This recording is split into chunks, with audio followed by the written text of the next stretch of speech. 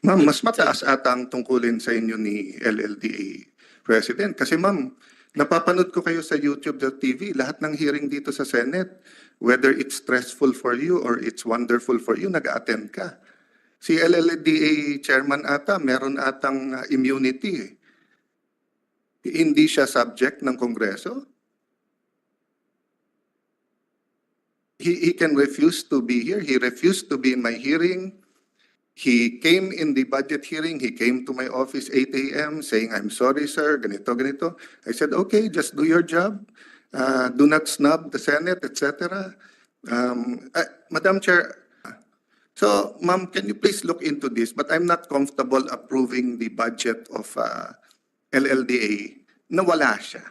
But of course, I do not want to hassle our chairperson and the secretary by asking you to come back. But iba yung attitude niya, ma'am.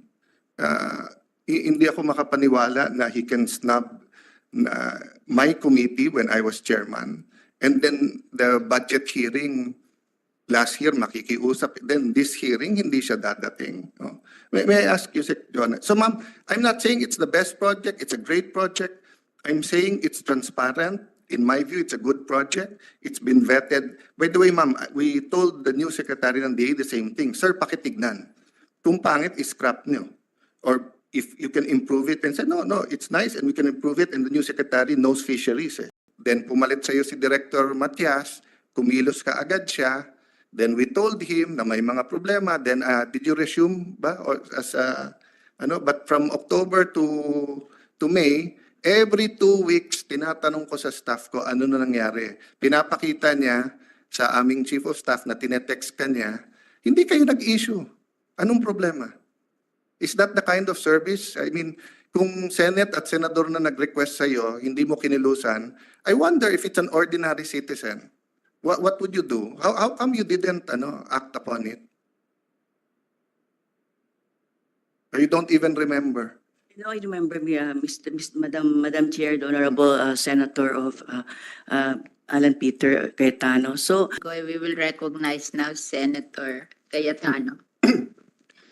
Magandang tanghali po, Madam Chair, Senate President Pro Temp, Madam Secretary, and the DNR family. And of course, I'd like to start by gratefulness, gratitude sa atin na Chairperson at ating Secretary for really looking out for the environment. And tatlo po topic ko today, LLDA, Bureau of Lands, and then in that it's more of red tape and bureaucracy and regulation.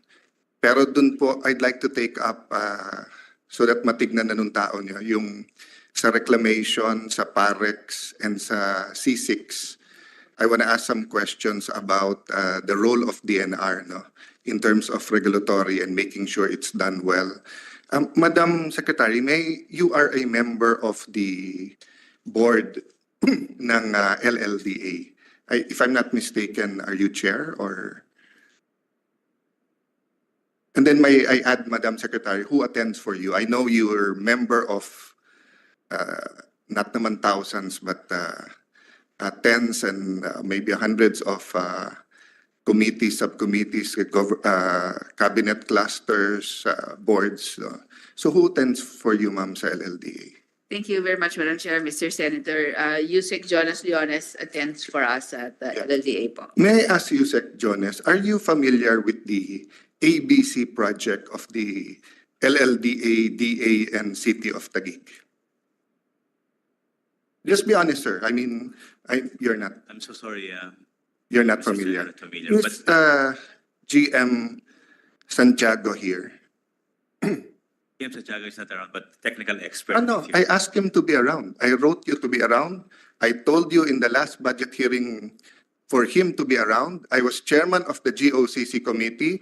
He did not attend. May meeting daw siya sa isang mayor. Why is he not here today? I wrote a letter to DNR to make sure that he is here. Thank you very much, Madam Chair, Mr. Senator. We did expect him to be here as well because in accordance with the requirement, he has sent a representative instead, si Engineer Hernandez. Ma'am, mas mataas ata ang tungkulin sa inyo ni LLDA President. Kasi ma'am, Napapanood ko kayo sa YouTube.tv, lahat ng hearing dito sa Senate, whether it's stressful for you or it's wonderful for you, nag-attend ka.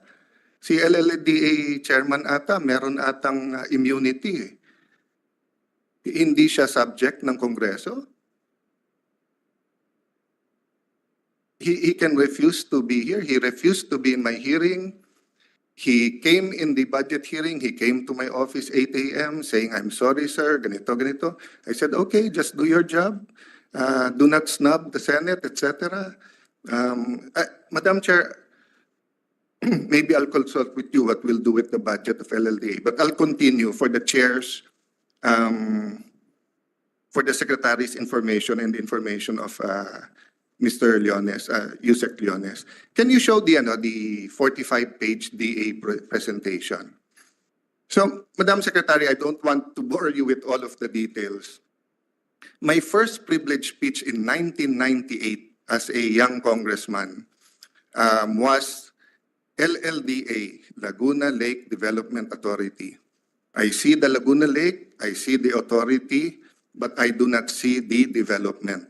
That's my first speech. So I am, how do I put it, the right words? Just like Senator Cynthia Villar is in love with agriculture and fixing the tabing dagat, tabing baybayin, yung anti-pollution.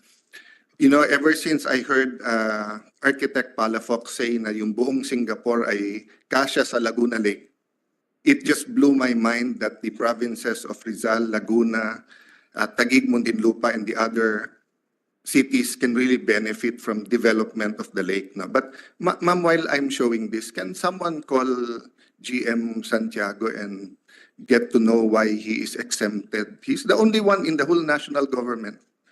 The executive secretary comes here. So dalawa lang pala sila, the president at siya. Kasi yung vice president, sabi kay secretary, he might not like what I'm gonna say, but he has to be here. So, Madam Secretary, I don't want to take the chairperson's time and Senator Jinggoy's time.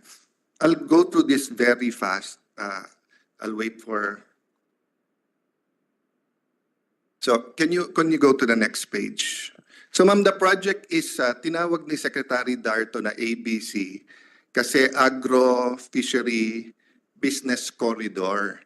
So sabi niya, because nga yung since 70s may FTI, food terminal, which was the silo, the European silo system, di ba po, na kung mababa yung bili ng mga middlemen sa farmers, they put up silos like NFA, and then namimili. But in the 70s, President Ferdinand Marcos Sr., di ba, he put up FTI. Long ago, meron dyan cold storage, basta all the facilities, but then it became an industrial site. And then now of the 120 hectares binili ng Ayala Arca South, but there are still some agricultural facilities, etc. No? So naisip ni Secretary Dar, why don't we, more than just fish pens, fix something in the Laguna Lake?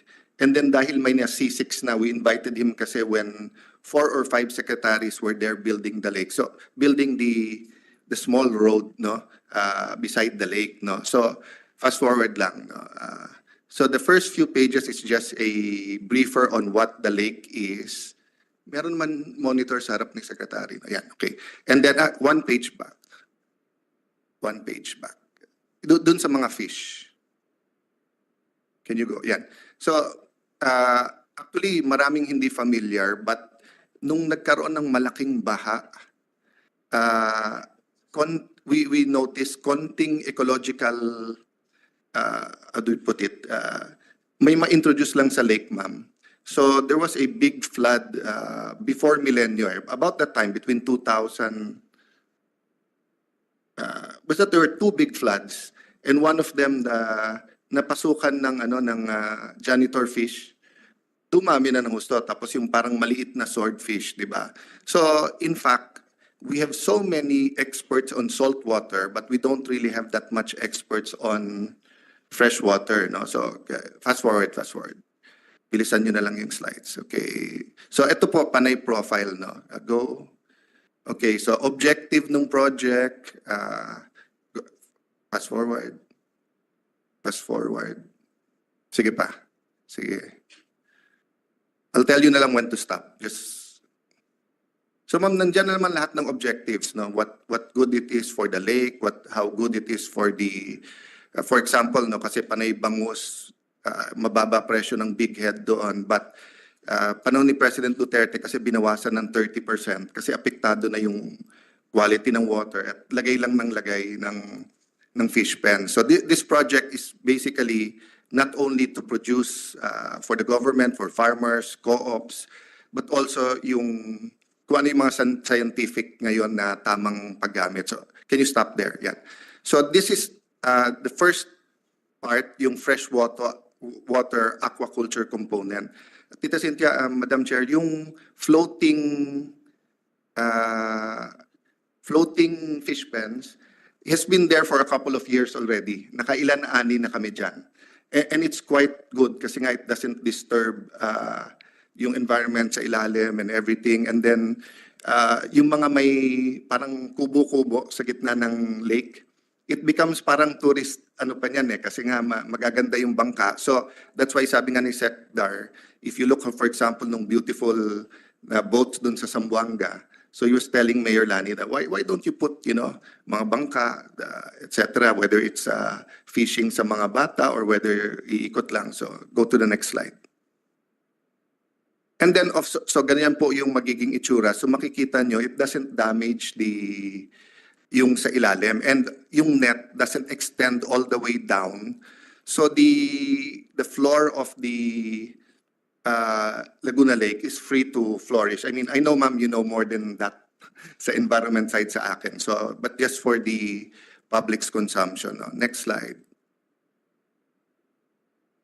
Okay, next slide. So, after that ma'am, magkakaroon naman ng second, yung fish cages na mas malalaki. I'm not really sure if they started that or not. Next slide. Of course, yung mga bangka, next, Vinta, no, to be. Sige, fast forward yun na. Sorry, one page back. So yung iba namin fishermen sa Taguig, so Taguig is very unique ma'am kasi although BGC and Arca South is there and although we are a new central business district, we have about 1,000 farmers. So may melunan, noon may bigas pa. Bumalik yung we have an area, hindi siya commercial but binuhay namin yung sapato or itik and sa duck racing. And we have 1,000 farmers but we also have hundreds or I'm not sure now if 1,300 fishermen. But of course yung kumikita ma'am, yung malalaki na meron talagang cargo transport na nakakapunta na may fish pen, di ba? Kasi nga, so the point is to show the people that government can help co-ops or put up a more sustainable way of just partly using the lake for fishing. But kasi ngayon, most of it is just fish pen. So I mean, if I change the name to Laguna Lake Fish Pen Management, it will be more accurate than Laguna Lake Development Authority. To be fair to all the employees there, mahal nila yung lake, marami dyan, so many projects. For one reason or the other, hindi na bibigyan ng focus Actually, after Clark and Boracay during the Duterte administration, kasunod na to na pinupush ko kay President Duterte, nakapaglagay nga ako ng speaker ako ng 250 million for just 2 ports just to try it instead of yung Pasig River. Unfortunately, kasama sa na-capture yan nung COVID, nung pandemic. No? So eto, parang idea naman ni Secretary Dar. Can you forward? Okay. Then ito mga simplified technology. Again, si Chairman Cynthia Villar mas alam yung science niyan. She's gone all over, not only the Philippines, Asia, but the world to look at the best technologies in agriculture. Forward, please. Okay. Magkakaroon yan, ma'am, ng wharf and storage. Tapos we're talking nga to FTI whether doon ilagay yung cold storage. But the most modern cold storage in Southeast Asia is near there, is in my barangay, Bagumbayan. In fact, they help so much during the pandemic dahil sa storage nung vaccines, no? So meaning some would say ideal yung lugar, some say will not, no? But fast forward. Okay, so anyway, I'll stop there. This is the point I want to make. After meeting the GM last year and telling him, "Sir, I'm not telling you what to do. Ang pakiusap ko lang, wag nyo naman upuan yung mga projects. Kung may problema, follow the law. Kung walang problema, sundin nyo." Alam nyo pong ginawa niya dito? Nakipag-meeting sa DA, tapos according to him, he informed the board. That's why I'm asking you, Sec, if you're informed of this. So eto, 45-page to, and this started in, Attorney Matt, is it 2021, 2022? So this started, ma'am, in 2021. So ongoing to. Alam niyo po ang ginawa ni GM. Sinasabi niya ngayon sa DA, hold mo na yung project until may feasibility study kayo. Ngayon lang ako nakakita ng may MOA na ang LLDA, ang Taguig, ang DA at saka ang LLDA. Ongoing na yung project, kumpleto yung mga dokumento. So hindi ba insulto sa DA at saka sa Taguig na ang sinasabi ba ng LLDA pumapasok kami sa mga project na ganyan na walang feasibility? Can you go to the timelines? I don't mind yung third requisite niya, ma'am. Yung third requisite niya is kung hindi matapos in reasonable time, LLDA will take over. I don't mind that. Go to the slide na may timelines. Kasi ma'am, may timelines to eh. And sa national government, we change every 6 years. Sa local government, every 3 years. So anyone who's elected every 3 years wants the project to finish kaagad and to, diba, and not to be a white elephant, no? So I don't mind that third requirement. Yung second requirement niya nakakatawa. Certification na may pondo. Eh nasa GAA yung pondo eh. And if he was here in the budget 2024, nilagyan ni Senator Pia and myself ng 55 and an additional 50 million for the construction of the regional fisheries hub and 50 million for the construction of post-harvest technology. So ngayon lang ako nakakita ng opisyal ng gobyerno na nasa GAA yung pondo pero hinihingi niya ng certification na may pondo. Kung sasabihin niya sa akin na, "Sir, pwede bang humingi kami na nirelease ng DBM or saan ba yan?" Okay lang eh. Kasi part ng process eh. Pero hihingan niyo kami na meron pondo. So he doesn't believe that the GAA, pag may nakalagay na pondo doon, eh ibig sabihin meron. So if he was here, I was going to ask him, dahil may mga napaso na pondo dito from the DA, is LLDA going to reimburse us for that because of the red tape? Nawala yung maraming pondo dito because of that eh. O yung bidding, procurement law. Diba? If someone wins or minsan pag walang nagbid, etc., hindi naman unli yun eh. So kung pinocure nila ng 22-23, patapos na ng 2024 eh. Diba? So I really don't understand. Then ma'am, he wrote us or the city of Taguig. May project na kasi daw dun yung Manila Water. Kaya kami na lang lumipat. Okay. Unang-una, nauna tong project na to. So this morning, I called the city administrator of Taguig. I called the deputy administrator. Sabi ko, "Ma'am, may project ba din Manila Water?" "Sir, ang project niya is all over Taguig." Eh ano yung sinasabi ng LDA? "Ma'am, pinayagan nila maging staging area. So yung malalaking tubo nila, nandiyan sa lupa na yan." So ano ba mas importante? Yung project na katulad nito that will develop the lake? Or yung Manila Water may paglalagyan ng tubo nilang malalaki? Di ba? So, ma'am, can you please look into this? But I'm not comfortable approving the budget of LLDA na wala siya. But of course, I do not want to hassle our chairperson and the secretary by asking you to come back. But iba yung attitude niya, ma'am. Hindi ako makapaniwala na he can snub my committee when I was chairman. And then the budget hearing last year, makikiusap. Then this hearing, hindi siya dadating. No? May I ask you, Sec. John? So ma'am, I'm not saying it's the best project. It's a great project. I'm saying it's transparent. In my view, it's a good project. It's been vetted. By the way, ma'am, we told the new secretary ng DA the same thing. Sir, pakitignan. Kung pangit, scrap nyo. Or if you can improve it, and say, no, it's nice and we can improve it, and the new secretary knows fisheries. So actually, they've been sending people, but baliktad Yung imbis na yung LLDA ang naglalakad nito, and dahil nga, yung tinignan ko yung board of directors ng LLDA. Actually, if the CEO or the president of LLDA presents the projects nicely, then nandun na lahat ng departamento na kailangan mo yung approval baliktad parang sinasabi sa amin, ayaw i-approve ng board. Problema, naging secretary, naging speaker din ako, so alam kong hindi ganun kasimple yun. Pag hindi bringing up sa board, paano mo i-approve? Diba? So ma'am, we're here, you don't even know, and Yusek doesn't even know, there's such a good project. So I was monitoring the whole morning your accomplishments. Realistically, this could have been one from LLDA, but I don't know why they sat on this project for, to be fair to the GM, I think the second year na nung administration siya nakaupo. Second or 1 year and a half. Pero more than 1 year na siya kasi last year budget hearing, siya na po yung nandito. No? So anyway, let me leave at that muna. I want to go to a second issue lang. Asek Jacqueline Kaan, yes.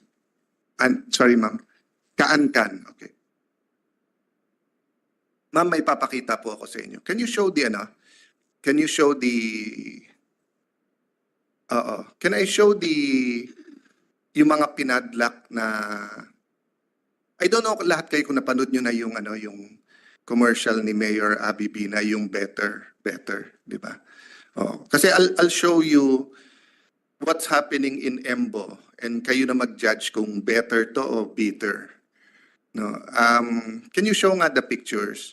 So when the Supreme Court ruled that Embos are part of the territory of Taguig, I don't know if you are familiar with the story of King Solomon. Nung may dalawang ina na pumunta sa kanya at pinag-aagawan nila yung baby. So sabi ni King Solomon, hatiin na lang natin. So yung isang nanay sabi, sige. Yung isang nanay ang sinabi, wag.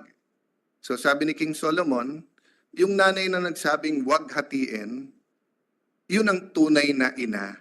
Kasi walang ina na papayag na papahamak yung kanyang constituents. So to be fair to Mayor Lani, it was her decision. Walang permit po ang ospital ng Makati, but we're not closing it down.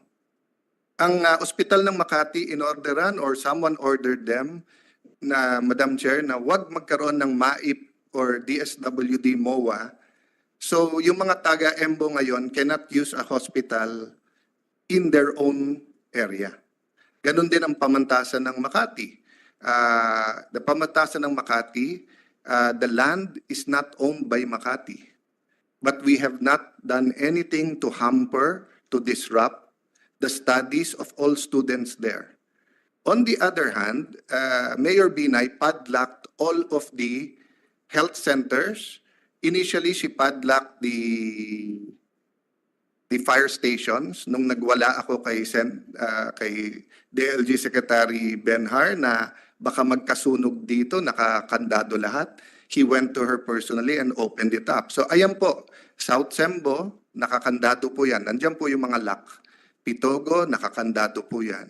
Okay. West Rembo, nakakandado po yung health center dyan. Next.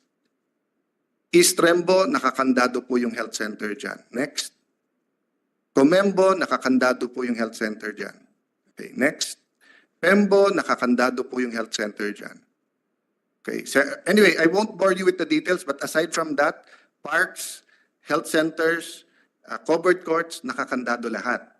So when you were assistant secretary, when you were director, we asked you for certifications to ask kung may na-issue ng patent. Why did you drag your feet? Every 2 weeks, tinetext ka ng staff namin From October last year to May, hindi mo kinilusan. How come? So that's why I showed you all of that, because these people are suffering, not directly because of you, it's because of the actions of Mayor Abby Binay, but here we're trying to remedy it.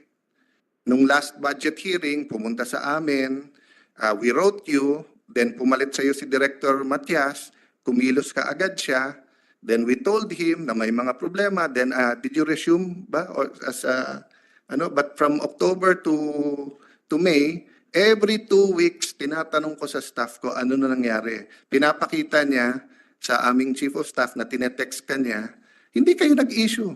Anong problema?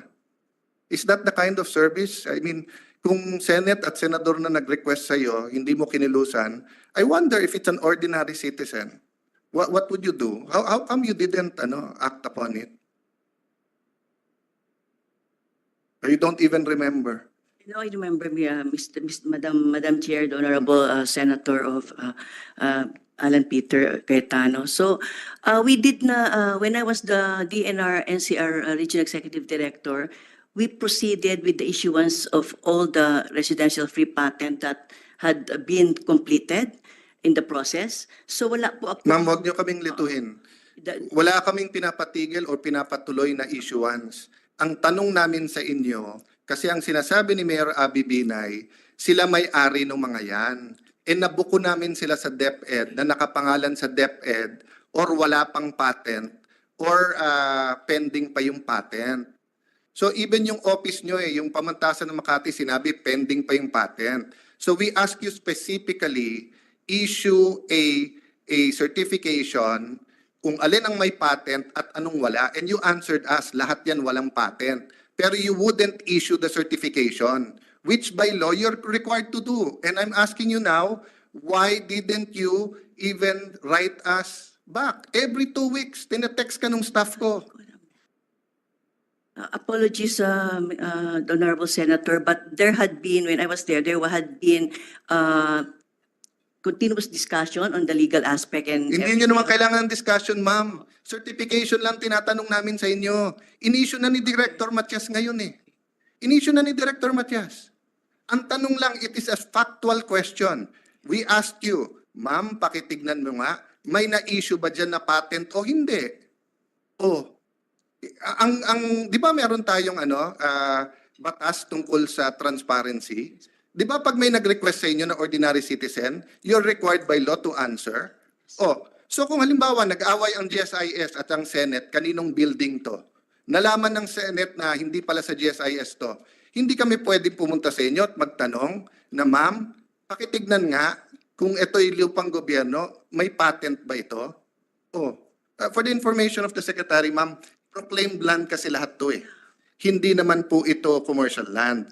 So kasinungalingan yung sinasabi ni Mayor Binay sa TV, na yung sinasabi niyang, hindi kasi pag ang Makati bumili ng lupa sa Ortigas or sa Bulacan, syempre sa amin yon pero nasa Bulacan. Hindi to binili ng Makati. Ito ay prinoklama ni President Marcos Sr. and then na-amendahan during President Cory's time. Kaya inaalam namin kanino napunta yung pangalan. Kung sa Makati, kasi ang pwede mag-apply under the proclamation is a LGU or anyone public use na qualified. So pwede yung city, pwedeng DepEd, pwede yung barangay. Ang tinatanong lang namin sa inyo, ma'am, meron bang patent? At hindi mo kami pinansin, dinedma mo kami. You want me to show in the screen lahat ng text dito? Oh. So in the meantime, all of these people are suffering. Kamag-anak ni Poncio Pilato yung secretary natin ng Department of Health. So imbis na puntahan si Mayor Binay at sabihin buksan yan, katulad ng ginawa ni Secretary Benhar, naghugas siya ng kamay, nagpadala sa DOJ ng hindi namin alam kung sino may-ari niyan. Kung in-issue mo sa amin yon, binigay namin sa kanya, alam nyo ba ma'am, mga bata na bagong panganak na kailangan ng bakuna, pinapadalan pa namin ng sasakyan everyday galing sa EMBO dun sa existing health center namin. So wala kayong pakialam? That's the effect. Did we have to explain to you this way? Does everyone asking for a certification from you have to explain this way to you? Hindi ba nasa batas naman na pag humingi sa inyo, magbigay kayo? I do not believe you're a bad person, ma'am. I do not know you. So I'll make no judgment. Pero sasagot mo pa lang kanina, ma'am, eh. The ongoing, etc. Hindi naman yun ang tinatanong namin, eh. Oh, next question, ma'am. I made my point there. Last year pa, sinabi niyo sa amin, pending yung application ng pamantasan ng Makati. Di ba? Tama? Correct? Please use the mic. Correct? Yes po. Oh. Are you familiar with the Supreme Court decision? Yes po. So now, is Makati qualified to apply for that land? Yes or no? Based on the evaluation po, yes po. Ang nakalagay sa proclamation, ang pwede lang Tagig po. Taguig. Taguig So po, Makati has no right to apply, di ba?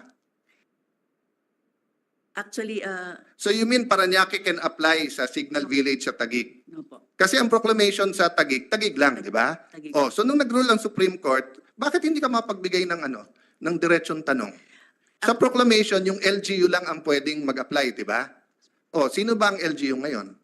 Tagig. Taguig. So pwede ba mag-apply ang Makati? Why can't you say no loudly, ma'am? No, actually po, just want to No, to you can explain later, but answer me yes or no so that I know. Oh, yes or no? Can Makati apply for an area in Embo? no po. No. So why haven't you denied their application? Can You can explain. Yes. Actually po, it was a process then that we were reviewing. That's why I sought also opinion from the legal and everything po, no? And then, yun pong end of pipe na yun, na naalis na ako dun sa NCR. Kaya po because of the process that we did in the review po. And then we sought also Okay, but ma'am, advice from the ay legal. puputulin kayo doon, ha? Anyone here na mamumuliti ka, i-ignore nyo. But it's a simple legal question. Burahin mo yung Taguig, burahin mo yung Makati, burahin mo yung Cayetano, burahin mo yung Binay. Just follow the law. The law says that it's the LGU na may jurisdiction kung apply. The Supreme Court said it's Taguig. It's 1 year already na binbin sa inyo. So this is causing many problems. You want us to go through litigation for another 30 years? So, Madam Secretary, may I ask that we look into this? And, you know, I tell that to my staff. When I was in DFA, I tell that to my staff when I was the speaker.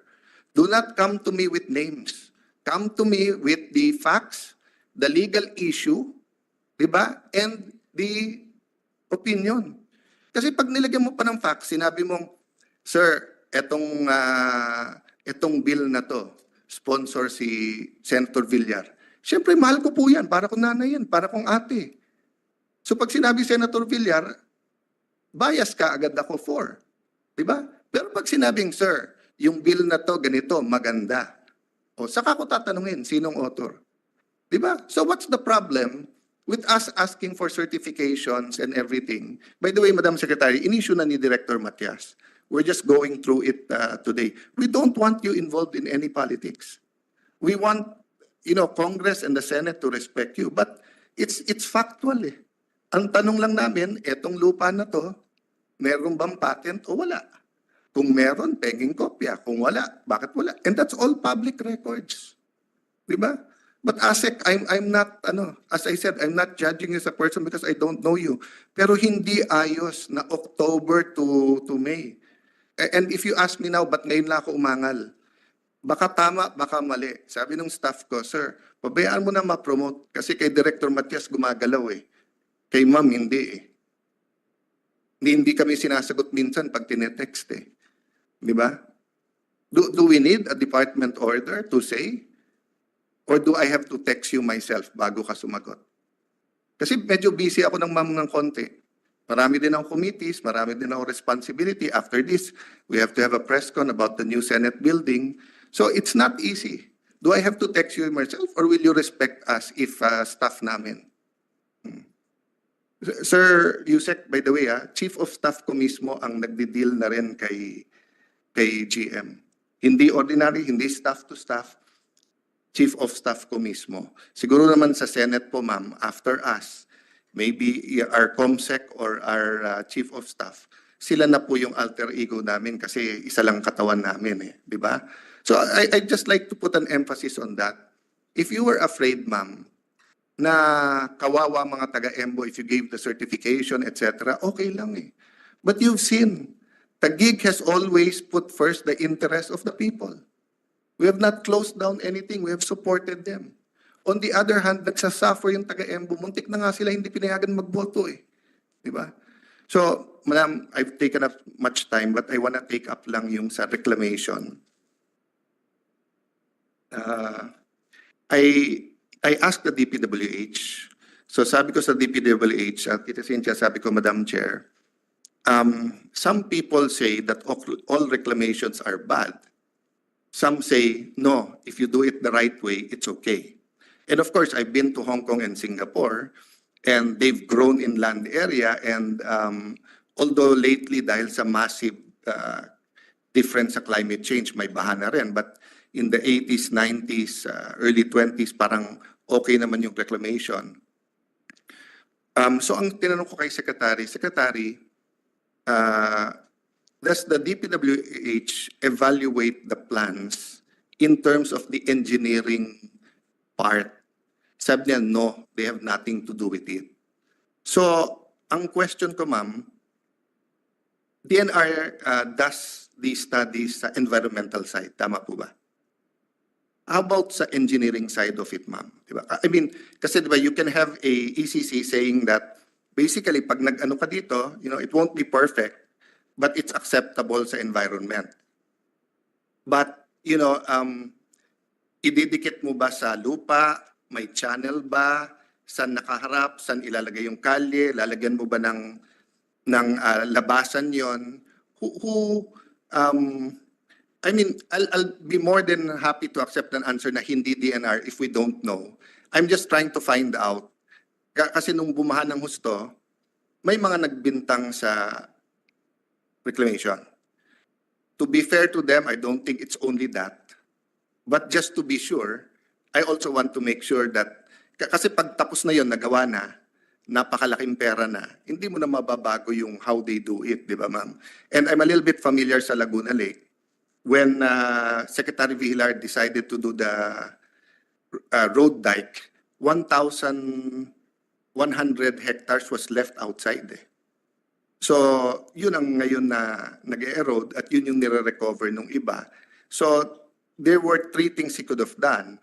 Yung napakalayo that cost much but it was in the water, then may reclamation. Or sa gitna, nasakop na yung 1-1, or yung present, then they promised, not Secretary Villar himself, but the DPWH, they promised polder dikes that were cheaper. But like, as usual, pag nagawa na yung main project, nakakalimutan yung iba eh. So I'm concerned, the whole Manila Bay, di ba? But not so much, a little bit sa Bulacan, but not so much kasi nga sa billion na ginagastos not only for the reclamation but for the airport.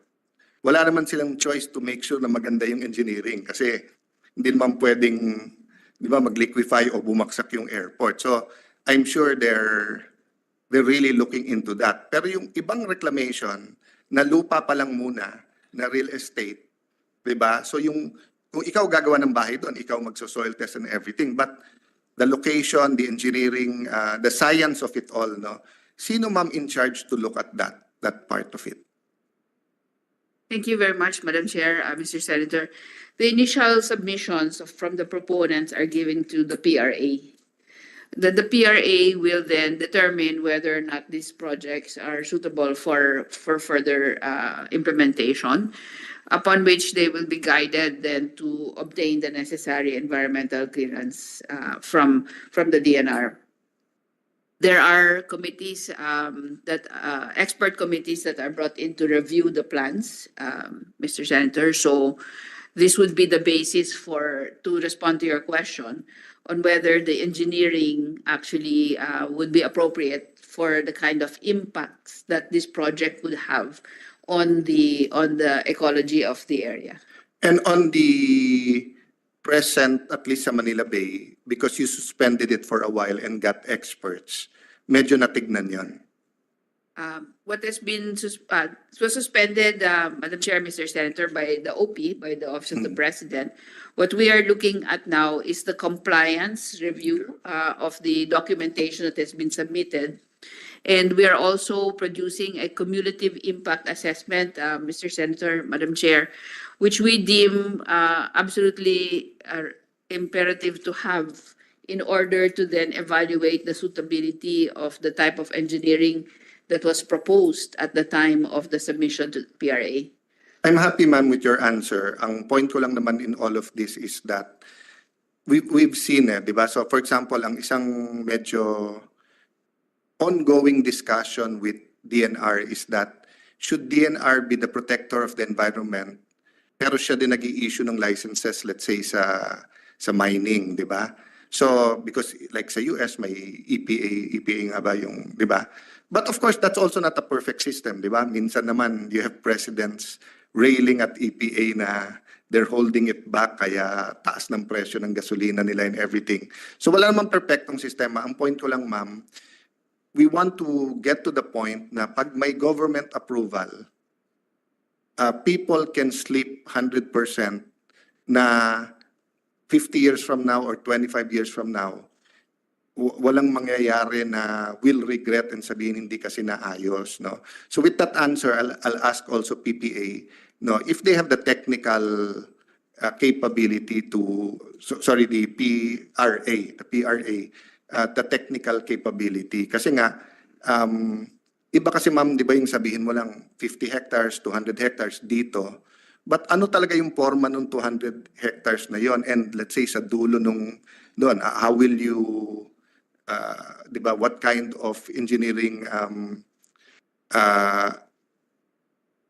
enhancements or interventions will you use? So kung may river na palabas doon, di ba, will you, and just for the public who's listening, Madam Chair, no, kasi nga, as a young public servant, I wasn't knowledgeable about that. So when they were building so much things in Taguig, of course we were happy.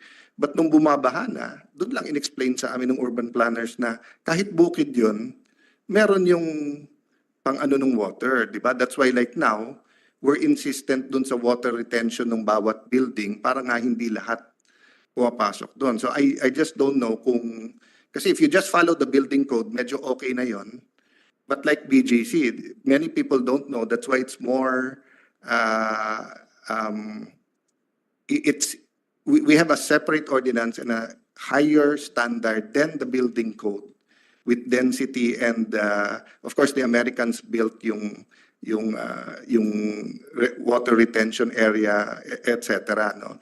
So I just want to make sure, ma'am, na we do our part to make sure that all this, by the time na maganda na lahat yan, unless may dugong enrili ka that you're blessed to live 100 years to see, di ba, yung mga nangyari, I don't know if I'll be here to see these reclamations be like Makati, Ortigas, BGC. I hope I will be. But I don't want na magsisi nun na ang ganda nga dun, bumaha naman dito, etc. No? So that goes to my second question, ma'am. When I asked DPWH, they're still studying the Pasig River Highway, the highway on top of the Pasig River. And our Bishop Milo of the Catholic Church and many NGOs, have brought up concerns to us. And I was wondering, is DNR also looking into that? Or tapos na kayo? Or wala pa sa inyo? Thank you, Madam Chair, Mr. Senator. It hasn't come to us yet in this regard. But if I may also respond to your other comments, Mr. Senator, Madam Chair. One of the points I raised yesterday in the 55th anniversary of the LLDA was this issue of adaptive environmental governance. And at the end of the day, Madam Chair, Mr. Senator, adaptive environmental governance needs to be driven by the science that is available and that is projected into the future because of the different changes we expect po. So it's really in the equipping and the technical capacity building of our own DNR as well as the LLDA po that can be used as an anticipatory capacity to actually foresee what the problems might be in terms of the proposed interventions infrastructure-wise into the different bodies of water. Having said that, Madam Chair, Mr. Senator, we have been actively pushing for the master planning of the entire Laguna Lake, which would, I think at this point, having been shown the plan, Mr. Senator, I think these are very important inputs to that new master plan that will take into consideration all the different uses that are now present, including the floating solar, which are around 2,000 hectares po, Mr. Senator. And of course, the fisheries component, which is with the DA and BIFAR.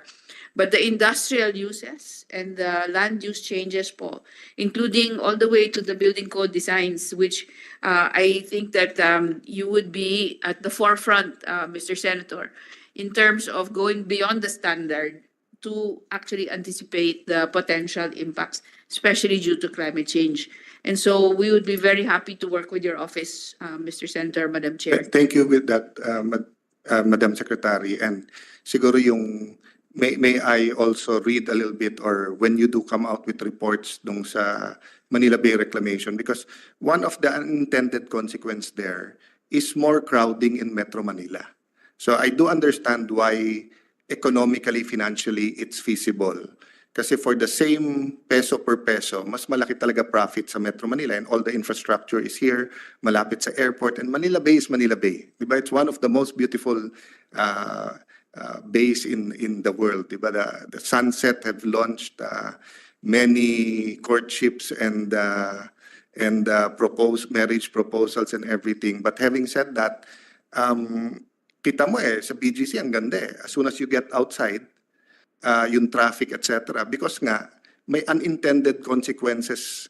So even if the actual reclamation is okay, vis-a-vis the whole Metro Manila and the whole, I mean, if you look at the map, di ba?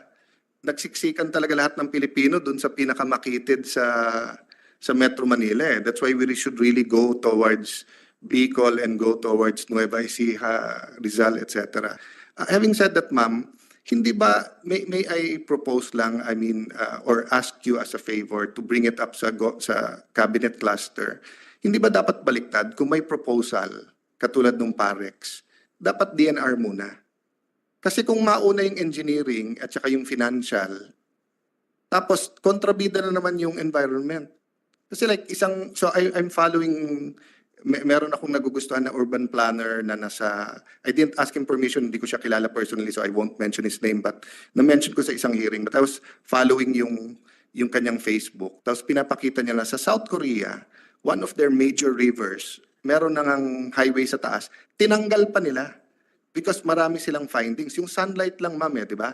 If you take out the sunlight from the river, di ba? And, you know, if you read Jose Rizal's writings, from the Pasig River, going dun sa amin, sa Napindan, going to Calamba, dyan yung ang tabo, di ba? Yung boat and everything. So, and pinapaganda nga ngayon yung Pasig River, di ba?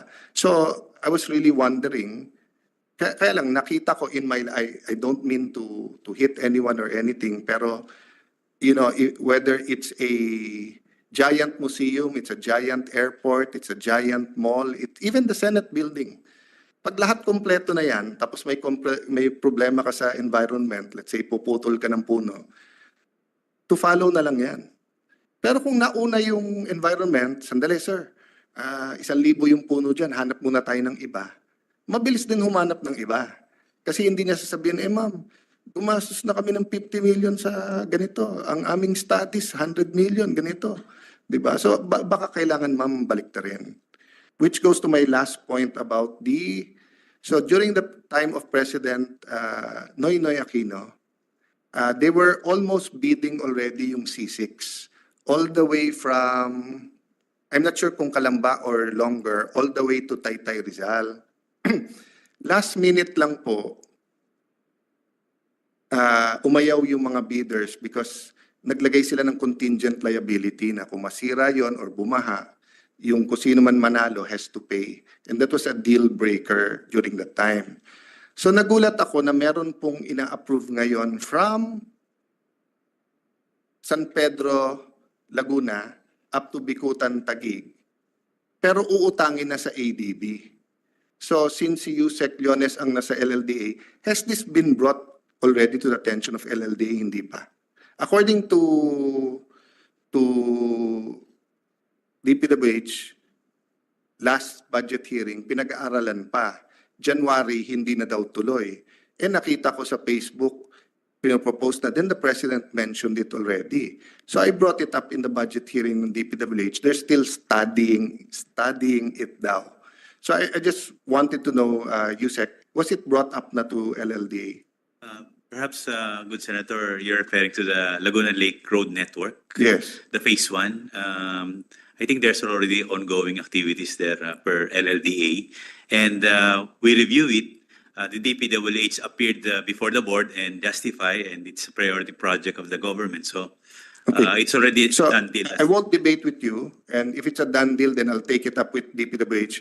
Marami kasi yun so I don't know which one's phase 1, but I'm talking about San Pedro to because nga sa akin kung dati i-PPP nila, bakit ngayon uutangin? So nung tinanong ko si Secretary, hindi baka i-bid nila later on. So sa akin medyo nahilo ako sa ganun sistema. But having said that, during the administration of President Aquino, we studied that. And if you have ganung kalaking road network, you either have, kailangan mo buhayin yung Parañaque Spillway, kung saan yung tubig alat at yung tubig can go back and forth from Laguna Lake back to Manila Bay, or bubutasan mo yung Rizal Mountains going to the Pacific. And in fact, we proposed a funding for that.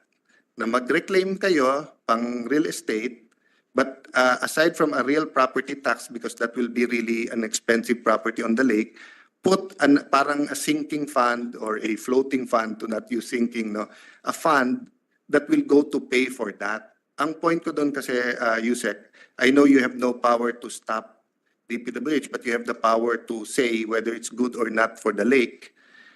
We always put the first project na economically and financially viable to follow yung environmental and it doesn't come because it's expensive. So ubusin muna natin fossil fuels, gamitin natin yung pera para linisin. Walang pera para linisin. That's why dun tayo sa clean energy, So can you take a second look at that? And I will ask DPWH, dahil sabi nila sa akin, hindi. Unang-una, wala silang kakabitan sa Bicutan because, not to make excuses, Madam Chair, but yung kanto sa Lower Bicutan, I live there So dati yon 3-minute drive. Ngayon, it's about 15 to 30 minutes doon lang. And I sent Secretary of DPWH a drone shot of gaano kapuno yun. So sabi ko sa kanya, kung ikakabit niyo yung highway doon, yun po pinalapad ni Secretary Mark yun from 4 lanes to 8 lanes o 6 lanes. Pero hindi ka pwede maglagay ng overpass doon dahil dadaan sa DOST. At ang DOST hindi pumayag sa subway doon because yung vibrations will affect all their laboratories there. So I was telling Secretary of DPWH, sir, kung may iba kang lalabasan, kasi yung proposal during Duterte's time, 1,600 ancestral homes naman ang tatamaan. That's why Secretary Mark, pinagbigyan ako na ilipat na lang ito dito sa General Santos. Hopefully na pwede doon. But after the pandemic, dumami na yung kotse. So sa amin is both traffic and being sensitive to our constituents, Camp Bagundiwa, PUP Taguig, DOST, but also the environment. If we keep building roads along the Laguna Lake, but wala yung tunay na what do you call that, ma'am, yung dredging, di ba? And then hindi nakakapasok yung tubig alat. It's an ecological disaster. It won't be 25 or 50 years. Baka 10, 15 years pa lang from now. The road dike, ma'am, nung ginawa yon, sabi, there's no way na aabot yung tubig doon. Pero nakadalawang storm na na parang 1 foot na lang. Pero before that, it was more than, I think it was 1.5 meters or something, yung taas ng road dike, di ba? So the climate and the ecology environment is changing. Dati ma'am, yung isang engineering intervention last probably 50, 100 years. Now, mas mabilis yung ecological change than the engineering intervention. So kung hindi tama yung engineering intervention, minsan 10, 15 years lang, iba na. So can I request that you look into that? And can I thank you and the chair? Asek, pasensya ka na. Ha? I mean, there's no doubt I'm emotional about that issue kasi kawawa mga tao. But I'll stop there. But I hope you learned your lesson na people don't have to explain to you what they need it for. Just do it. Di ba? Yes, please. Go ahead. Yeah, you want to say something? Go ahead, ma'am. If I may po, Yes. I would just like to apologize for the delay, but just to clarify po some points, although it's not an excuse na ma-delay po yung pagsagot po sa inyo, including of course sa mga messages ni Chief of Staff po ninyo, no? But it was a process po wherein nagkaroon nga sa internal po ng mga, naghingi ako din ng advice sa legal, and then but I was looking at the document po kasi hindi ho ako nag-uupo ng papel Senator. So, Ma'am, nangyari po September? Magpaliwanagan lang tayo together, ma'am. But I'll tell you what happened, ha. Your office communicated already to us. Sinabi na, tinignan na namin, walang patents on several areas. So, simple lang yung request namin. Yes po. Put it on writing, you did not. So let's not waste na the time. Mag-usap na lang tayo Yes, because I Senator. just want Yes, this to be po. an example that Apo. let's not allow it to happen. Now, if you're saying that there were some regulations, etc., regulations tayo din gumagawa nun. Kung may mali sa regulations ng DNR, palitan nyo. Yung batas, wala kayong choice, kami. Yes po. So kung nakalagay sa batas, you cannot issue a certificate within 30 days, wala kang magagawa.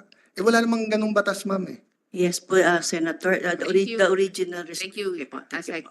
Thank you, Mr. Senator, Madam Chair. We will take this matter up internally and also communicate with you on the resolution po of this. Thank you so much, Mr. Senator. Just to just speak to your final points. I just want to make a comment on that Parañaque spillway.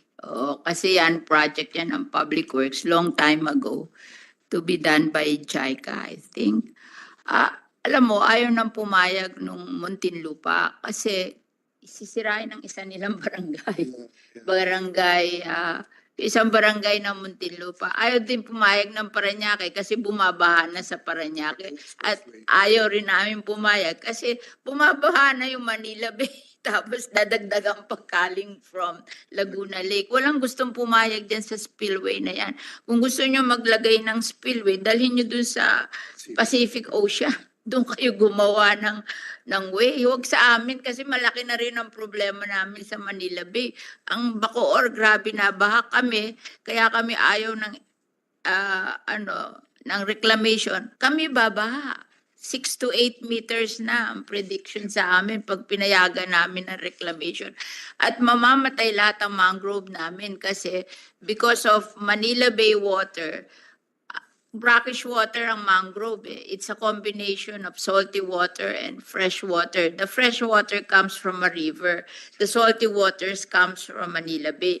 Kung tinambakan na yung Manila Bay, patay lahat ang mangrove namin sa Las Piñas, Parañaque Wetland Park. So talagang out of the question na yan So, Ma'am, I agree with you and I'll give the Secretary the last word. But I forgot to say, I also favor yung Pacific. And in fact, we'll propose a funding from the reclamation. But having said that, nabanggit nyo yung comprehensive development plan ng LLDA. I commit to help work for that funding if by the time you get to the plenary, I mean, if it's ADB or JICA type that sila magfa-fund, etc. But kung, if it's 50 or 100 million, ang balik sa atin yan is not only a billion, hundreds of billions, baka much more. So I'll personally be more than happy to push for X amount, but give us an idea lang, ma'am, of something of that magnitude. Ano yung funds? And secondly, please, Yusek Jonas, i-compare mo yung BCDA law sa LLDA law. that's what we're doing. And I talked to Senator Chairman Mark, who took over the committee on government corporations. But I'm working on BCDA and LLDA pa rin. Ako pa rin yung vice chairman in charge. But you know, BCDA, grabe ang development, but they were given some things na hindi binigay sa LLDA. No, so baka it's time also with the master plan na ma-amend yung LLDA law. So ma'am, you can have the last word, but thank you for listening. Thank you, Madam Chair. Thank you, Mr. Senator. I just wanted to share also that as part of the cumulative impact assessment of the reclamation projects in Manila Bay, we have engaged a regional planner to also, so you mentioned, Mr. Senator, yung urban planning, and we have actually engaged as part of the cumulative impact assessment team, a regional planner to look at the impact of these proposed reclamation projects on the regional load of people, solid waste, water, power, in order to say what would really be needed in order to sustain if this were to go through. So our regional planner po, if I may share, as part of the Marine Science Institute's team is Dr. Arturo Corpus, who is with the UP, and he is producing the regional planning implications and options for the creation of new urban and regional spaces as opposed to the proposed projects po. So thank you very much po. And thank you, sir, for your offer to support the master plan. That's very well noted. Thank you very much po, Mr. Senator. Connection, I just want to ask, what's happening to the review of Manila Bay reclamation? Is it going forward na merong mangyayari na, or wala pa ring decision on what is good for Manila Bay? Thank you, Madam Chair. The cumulative impact assessment is nearing completion. We were asked to give a little bit of an extension to the UP Marine Science Institute. And we will also be producing a 3D visualization of the potential impact so it can be shown to the decision making as well as to the communities concerned.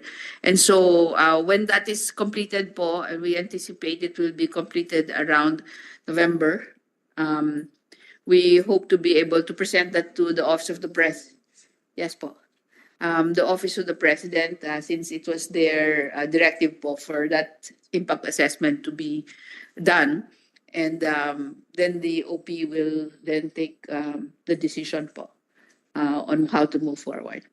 Ma'am, one point lang on that. It might not be an environmental, it might be, or it might be an aesthetic thing.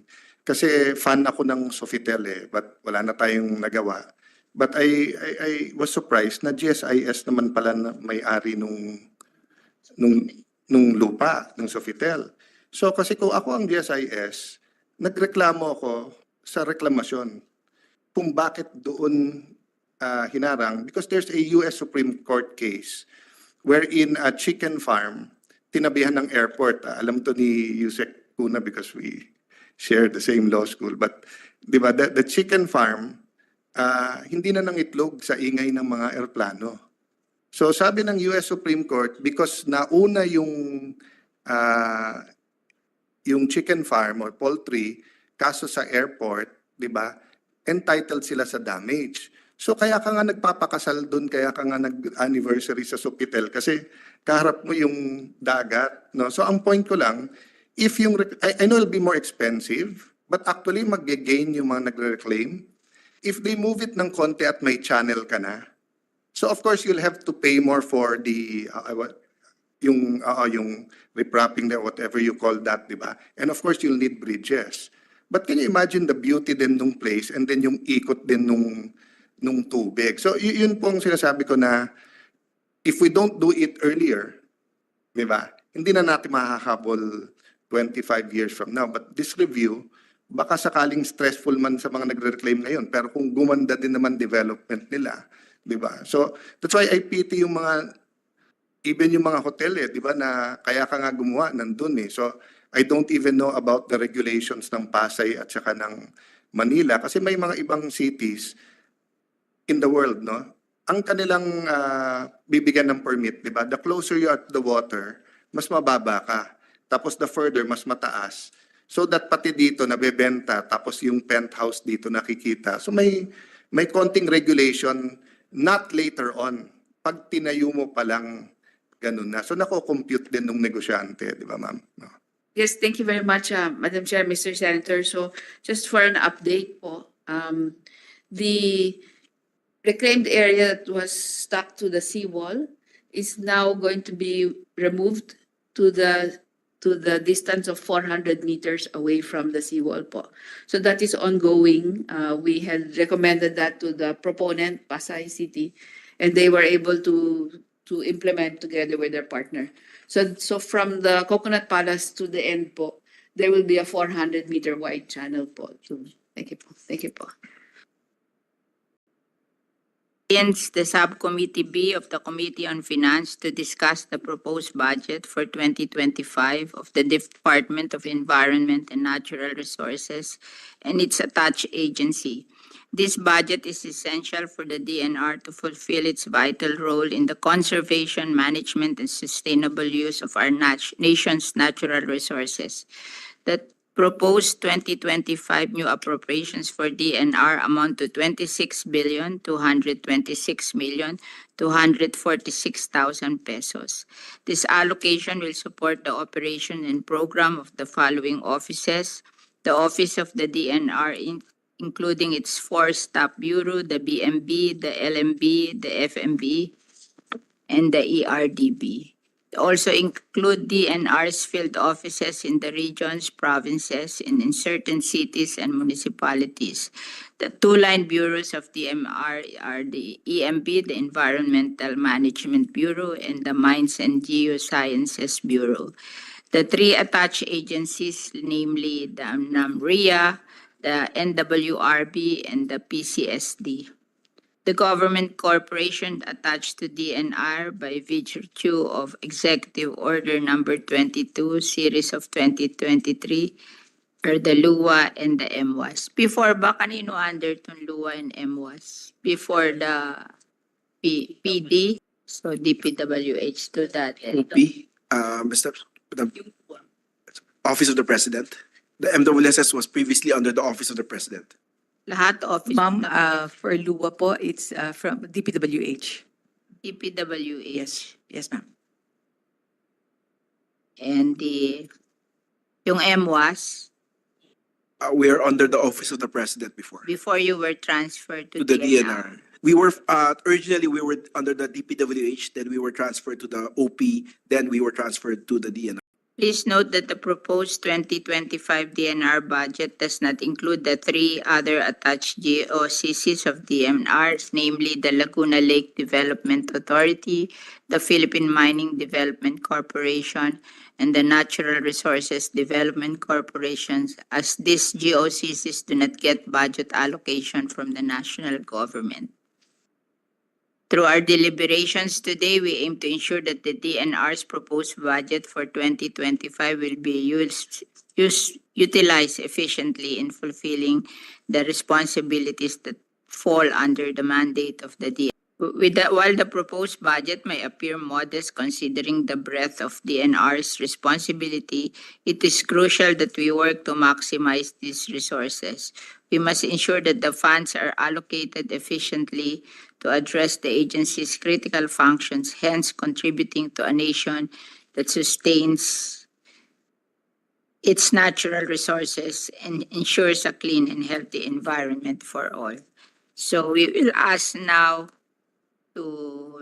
will now recognize Secretary Tony Loizaga for her remarks and presentation of the proposed budget of DNR and its attached agencies and government corporations. Good morning and thank you, Madam Chair. If I may just go over briefly our budget proposal for the DNR for 2025. Next slide, please. Madam Chair, for the work of the DNR, we are guided by the following: the Philippine Development Plan of 2023 to 2028, our commitments internationally to the Sustainable Development Goals, the United Nations Framework Convention on Climate Change, the Kunming-Montreal Global Biodiversity Framework under the Convention on Biodiversity, and the Sendai Framework for Disaster Risk Reduction for our disaster risk reduction work. primarily. Next slide, please. Madam Chair, these are the presentations of the accomplishments as of June 2024, along with the targets for 2025. Without going through this individually, Madam Chair, allow me to state that these are program areas of the DNR that have been recognized as items by the DBM. The first would be the Protected Area Development and Management Program for effectively managing the protected areas and biodiversity resources. As you may see, Madam Chair, for 2024, we have already conducted our procurement process for 54 drones or UAVs that we will be using for the PA-specific concept of operations.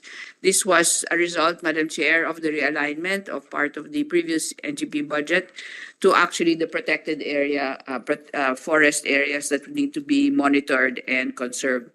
We have completed the 113 legislated PAs profiling, and we have produced already the general primer for the country. 89 out of 131 pakbarmas, Madam Chair, have also been assessed. These are the protected area agreements with the different community-based organizations, 19 of which have been canceled.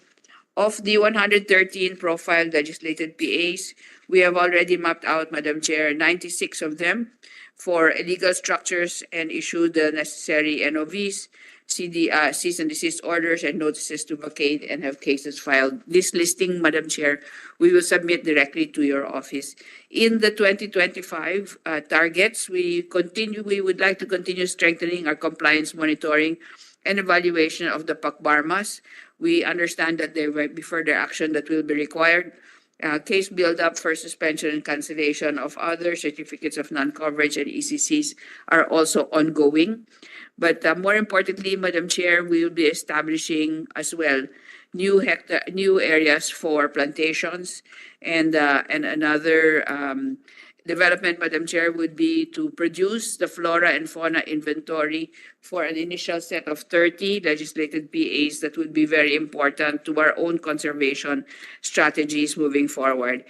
Related to this, Madam Chair, this is just an example of the primers that we have been preparing and the profiles.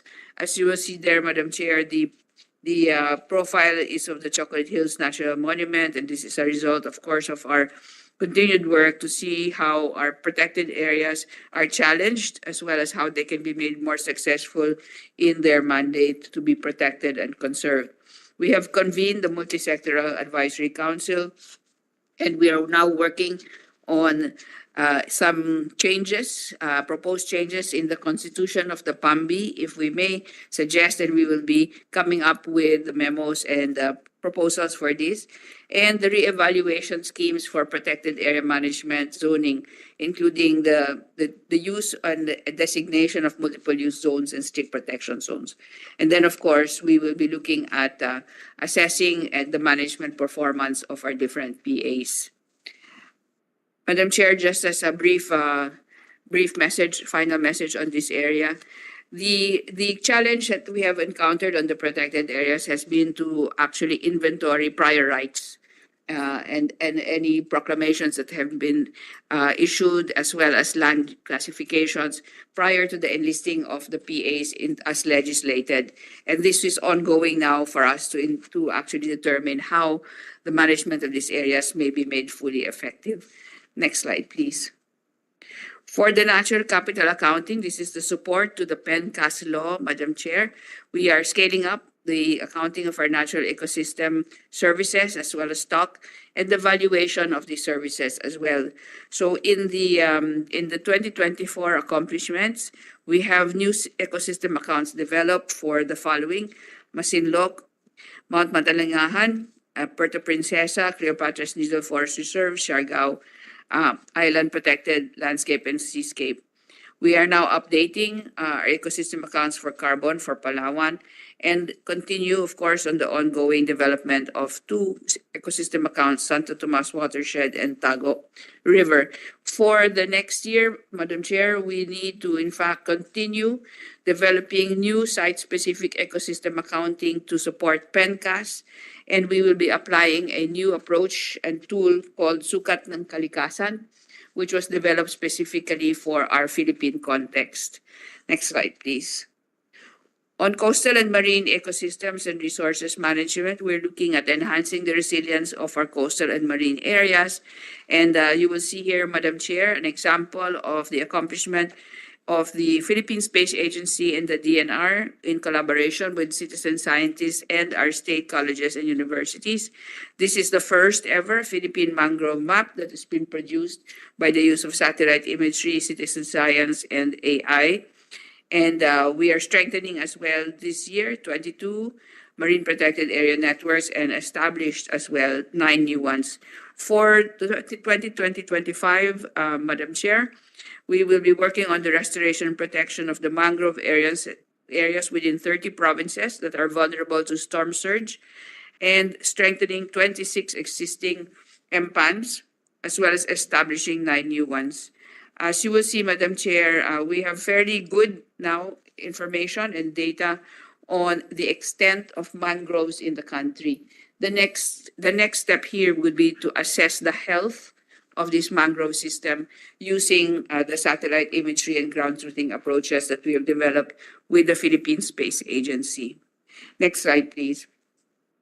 Also in 2024, Madam Chair, we have been able to now identify the areas for the land areas for our new marine scientific research stations in the different biogeographic regions of the country.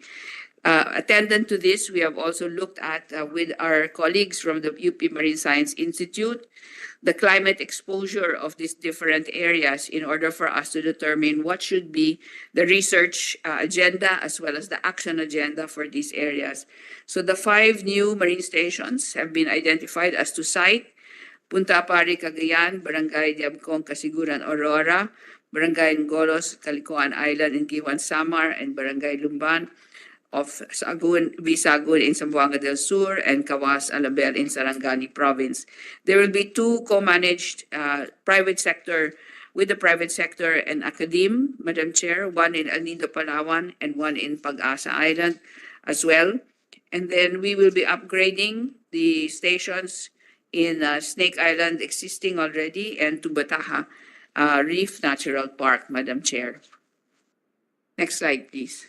On wildlife protection and conservation, we are strengthening the habitat restoration, captive breeding programs, hopefully to be developed for each, and the enforcement of wildlife protection and conservation. The 5 species you see, Madam Chair, here are the 5 species that received species-specific funding for our GAA in 2024, the Philippine eagle, the tamarao, Palawan kakadu, the dugong, and marine turtles. We are now working with our conservation partners in the NGO community, as well as private sector partners, in order to enhance the conservation of these species, along with others that have been identified by the Biodiversity Management Bureau. Specifically, Madam Chair, the pangolin and the crocodile will be added to this list in the following year, in 2025. However, we are still challenged in terms of the number of species that are threatened and vulnerable, numbering to about 2,000 flora and fauna species. And therefore, we are limited, of course, by our efforts, by the budgets available. And so strategic partnerships are our work moving forward together with universities, with conservation partners, and the private sector and communities as well. Next slide, please. On the Enhanced National Greening Program, Madam Chair, we aim to increase forest cover and the employment generated related to forestry. In 2024, Madam Chair, we have mapped out already 1.2 million hectares of potential investment in forest activities, whether they be for timber, forest for carbon, flood management, and water supply, among others. Seedlings have been distributed and commodities planted over 17,000 hectares of denuded forest lands, and we also have plantations that have been maintained. Jobs that have been generated number in 46,995. Some individuals have, of course, evolved in terms of the number of jobs that they will actually take up in plantation establishment, maintenance, and protection. We have also engaged, Madam Chair, for 2024, and it's already almost completion, a third-party assessment of the graduated sites. So we are now at the 76% total sample area of the total areas that were assigned to them. In 2025, Madam Chair, we aim to open up to investors in terms of the 1.2 million hectares for investment, as mentioned earlier, so that we can increase and accelerate our deforestation efforts and target and focus these to actually achieve other related impacts such as increasing water supply and flood management. We will be planting more than 7.8 million seedlings over rehabilitated areas and maintaining over 44,000 hectares of existing plantations under the ENGP, Madam Chair. Next slide, please.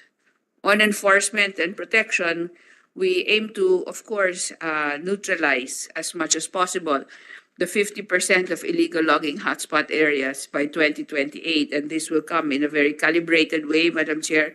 As you know, the DNR does not have a full enforcement capability, and this is one of the institutional needs that have been presented both to the House and to the Senate in order for the enforcement capacity of the DNR to be enhanced.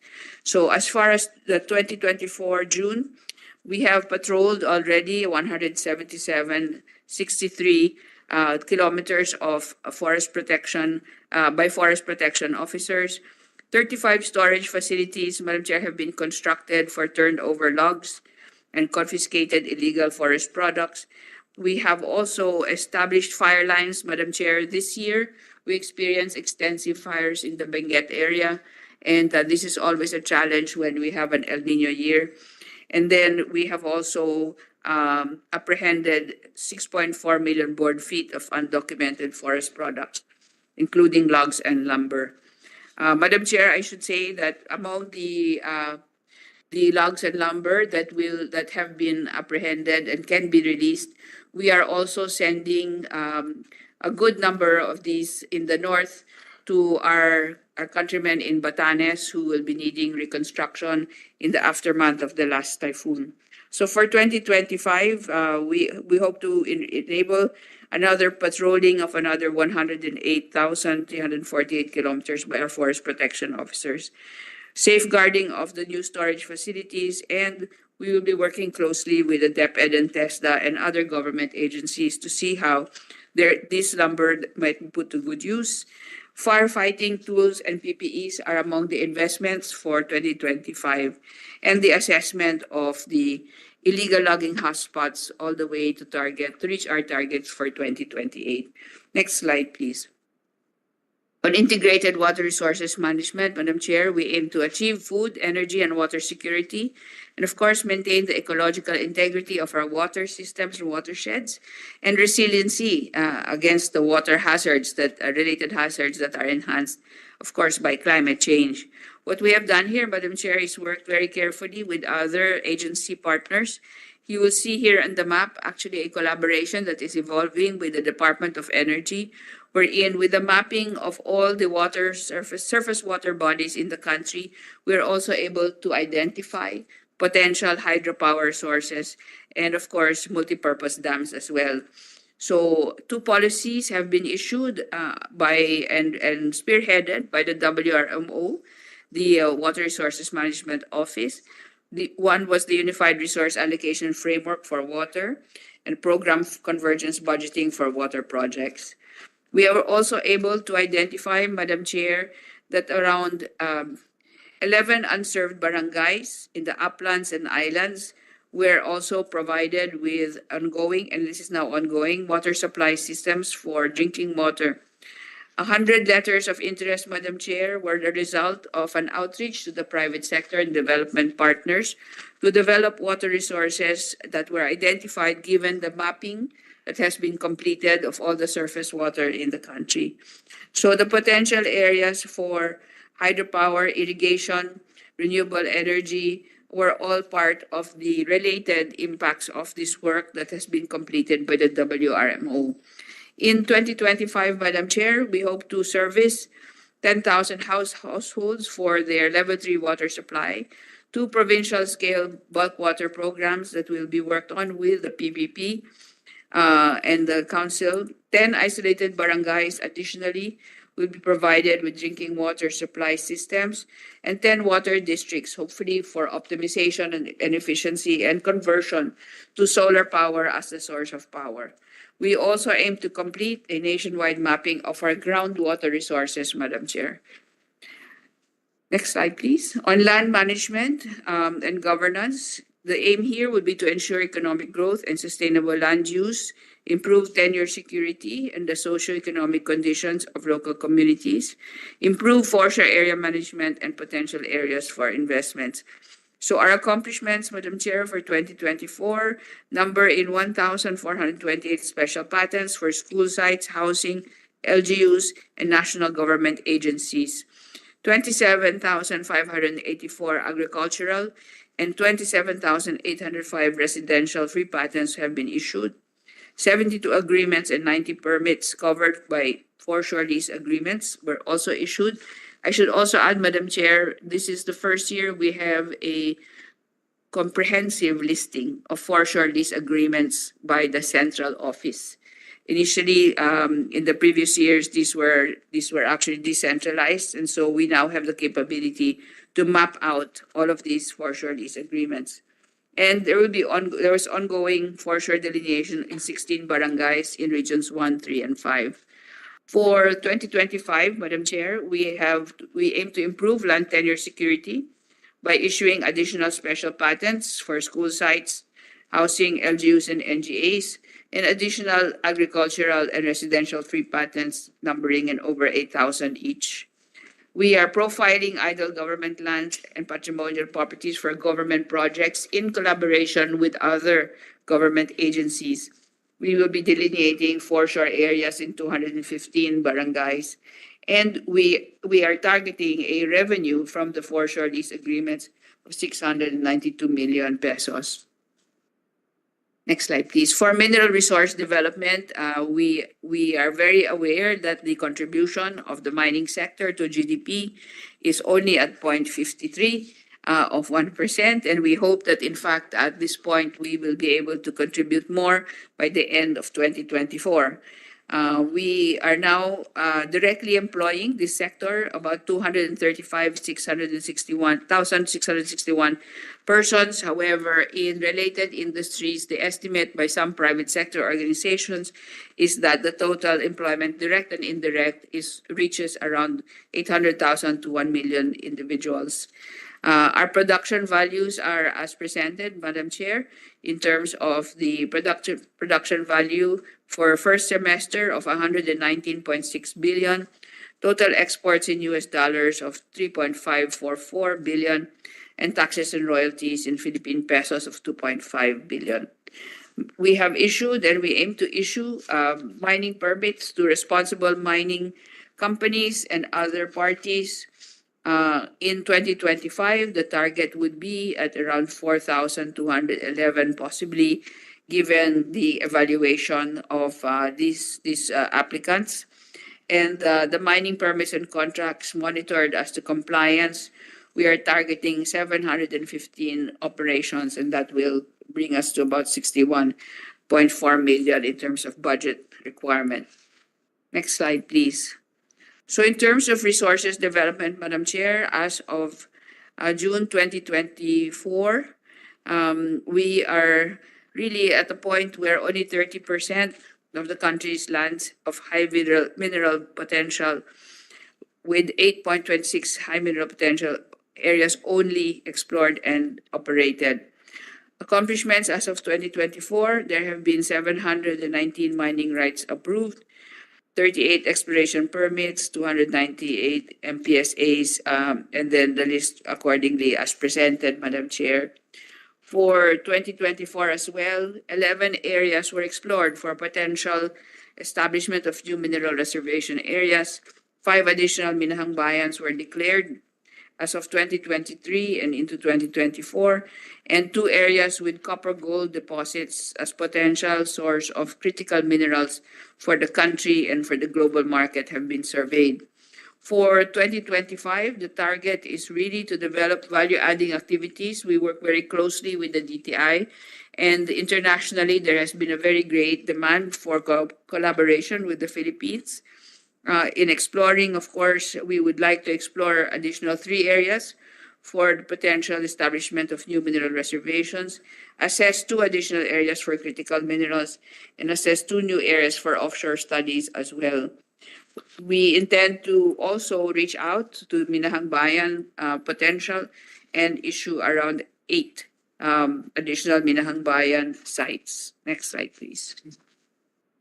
On air quality, Madam Chair, by 2028, we hope that 70% of our highly urbanized areas and major urban centers are already within the guidelines that are established internationally as well as here locally.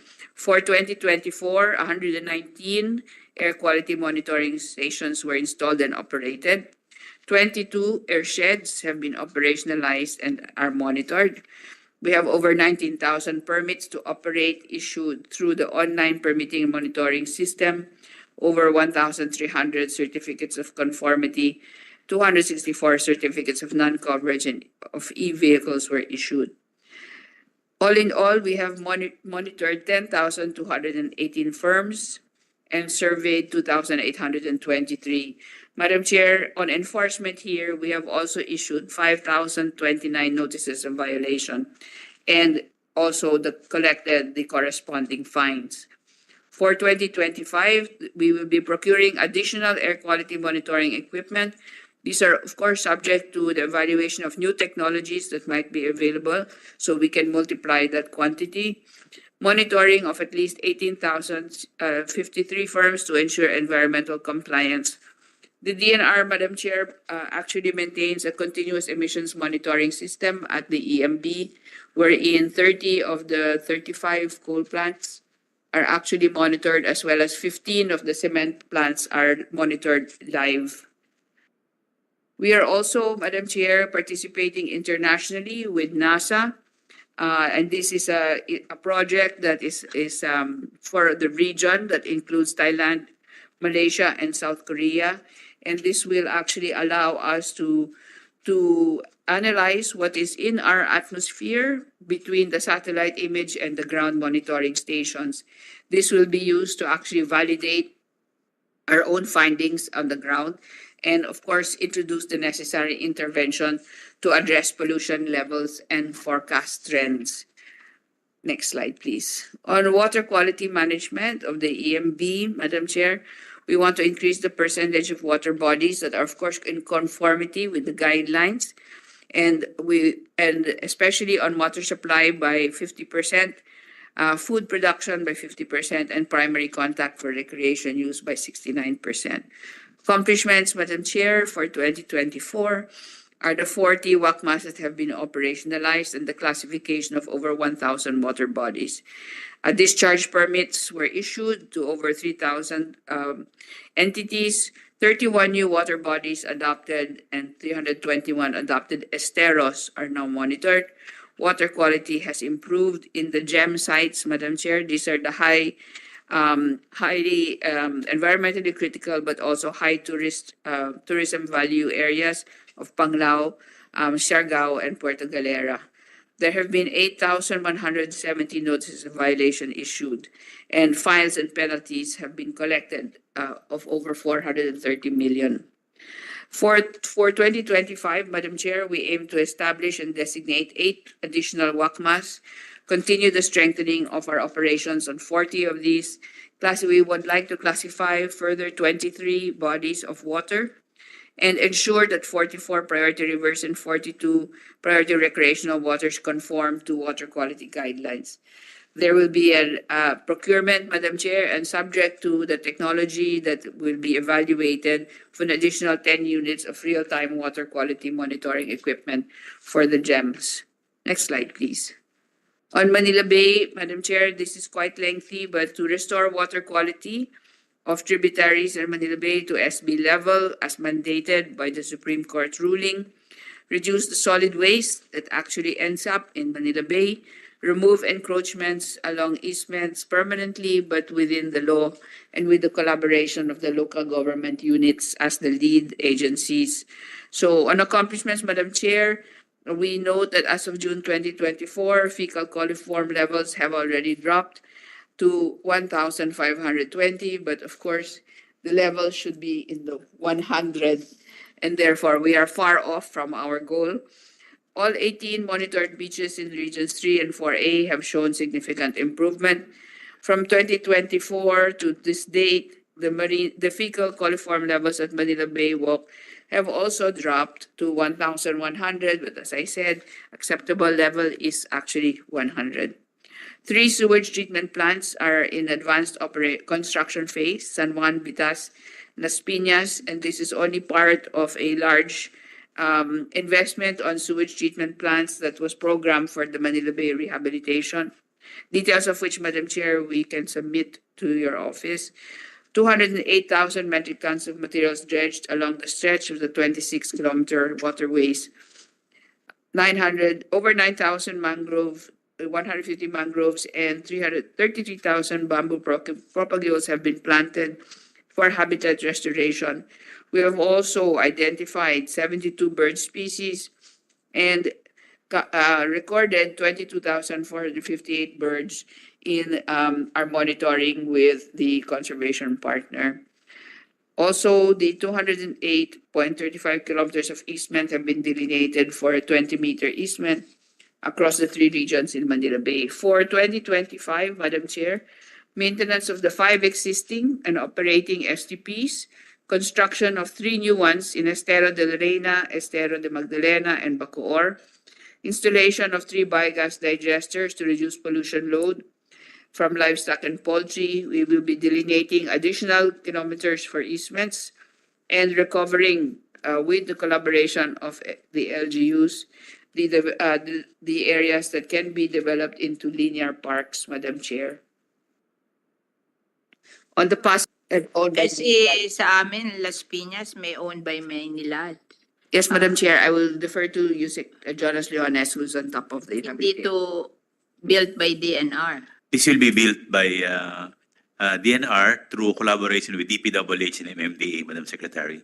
So different from Maynilad. Iba po yung Maynilad, ma'am. Iba, kanila po yung budget na yan. But these are budgets coming from... So, 3 sewage treatment plants in Las Piñas River.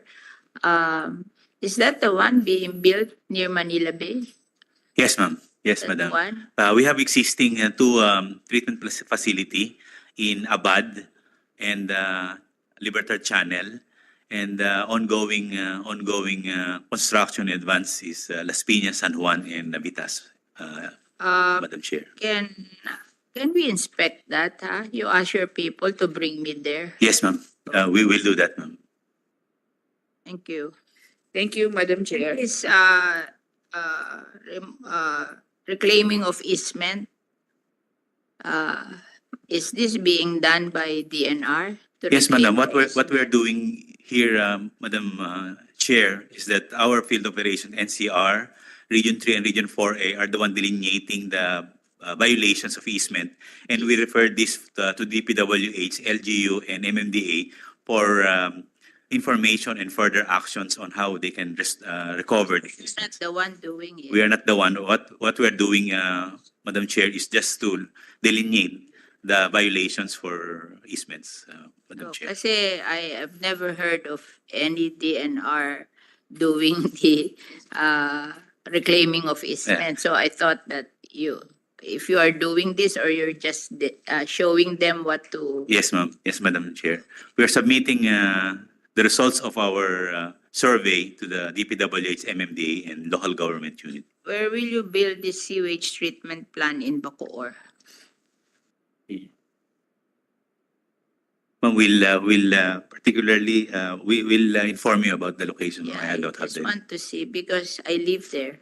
So I'm interested. So Madam Chair, if I may, these are all planned in part of the rehabilitation plan for Manila Bay, and we'll submit to you the exact location Oh, yeah. Yes, for. I'm interested in Bacoor and Las Piñas Yes. because I want to see it. Yes, Madam Chair.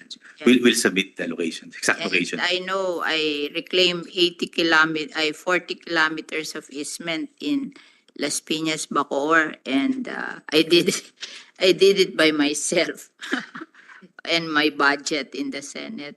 But I've never heard of DPWH or DNR doing it or MMDA. So I'm just curious where they are doing this. Okay, thank you. Thank you, Madam Chair.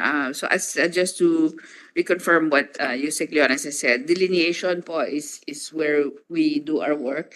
And hopefully we try to engage the other government agencies who actually have enforcement power to do Yes, the recovery of these areas.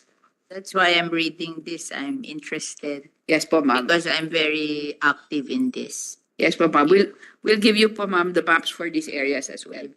Thank you, Madam Chair. Next slide, please. On the Pasig River rehabilitation, Madam Chair, as we know, 27 kilometers, this river is 27 kilometers and connects Laguna Lake to Manila Bay.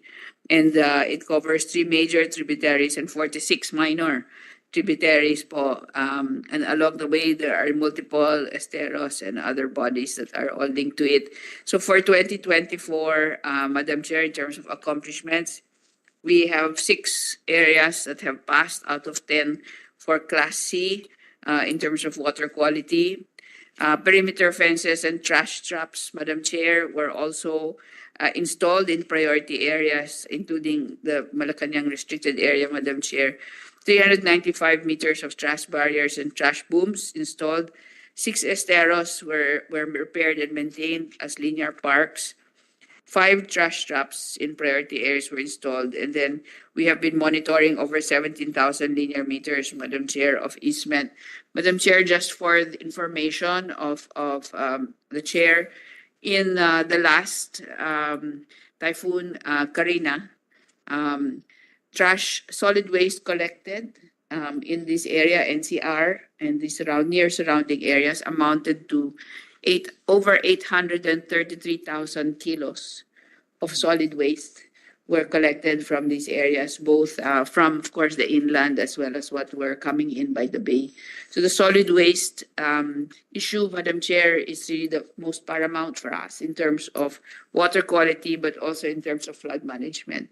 Yes. Yes, Madam Chair. So, Actually, you have to do it every day yes, Madam Chair. to So, solve it. You know, we're doing it every day and there's still a problem. You know, they thought that you will allocate a budget to solve it one time. No, it's a continuing effort. It's an everyday effort to be able to solve the problem. yes, Madam Chair. So in the budget, it also included the budget for Estero Rangers of about 1,200 and 400 individuals, including the river warriors. So these are the daily workers po that actually do the cleanup in the different esteros. I guess you have to coordinate because DPWH gives 2 and the MMDA Yes. gives also. So it's a combination of your effort and the DPWH and then the MMDA for Metro Manila. But I guess you cannot do it alone. Yes, You have Madam to have a joint effort there because in our river, it's the 3. I asked the 3 to help us because we cannot just rely on DNR. We have to have the help of DPWH also and the MMDA. Yes, Madam Chair, and hopefully the local governments can also take the leadership role here. So, Madam Chair, Some under- local government, but not all. Yes, Madam Chair. But that's not their interest. They have other interests. Madam Chair. So under your leadership and budget also, Madam Chair, as you may recall, we turned over the dredgers to the different local government units Yeah. this year po. Yeah. And hopefully to help them in maintaining these areas as well. They have to be tawag doon, supervised because they thought that if you're employed by the government, it's 1530. They have no work, you just get the compensation, the salary. So if you don't supervise them, it's useless. Thank you, Madam Chair. So for 2025, we wish to maintain the linear parks that have already been identified and cared for. We are continuously monitoring the water quality in 52 waterways And we I'm hope- just interested, which are the waterway going to Manila Bay? Because that's your responsibility, and di ba? Even if you clean Manila Bay, but if the water, the rivers going to Manila Bay will bring trash to Manila Bay, then it's useless. So, can you give me a list of the waterways going to Manila Bay? Yes, Madam Chair, we will supply you, including the esteros, because those esteros Yeah. are the ones that have the direct impact as well. Thank you, Madam Chair. And then for the delineation of additional easements, which is a continuous activity as well, Madam Chair. So on the next slide, for solid and hazardous waste, Madam Chair, as we have just been discussing, this is a big issue for us. Although nationally, the number of LGUs that have their sanitary landfills have increased, and barangays with the segregation facilities also have increased. We still are challenged in terms of the amount of solid waste that makes its way into our rivers and finally the ocean. So, an accomplishments, SLFs 317 servicing 709 cities and municipalities were established, over 12,000 MRFs servicing the 19,000 plus barangays nationwide. 224 LGUs were assisted in the deliberation of their 10-year solid waste management plans. So bringing to 85% already of LGUs with approved plans. And 1,592 LGUs were provided with technical assistance on solid waste management implementation. On biowaste shredders, Madam Chair, over 1,200 were distributed. There are only 1,600 LGUs in the Philippines. If you gave to 1,212 na composters, you have almost given to all. Yes. And I have given them also more than that, coming from the Bureau of Soil and Water Management. Can you give me a list of what you have given so I can compare it with the Bureau of Soil and Water Yes, Madam Chair, Management? we will send you that list, Madam Chair. We will submit. And then in terms of hazardous waste, Kasi meron, nung last time, nung hindi ikaw ang Secretary of DNR, namigay sila because I forced them, the DNR, no composters work. Kasi yung supplier, nagluko. Oo.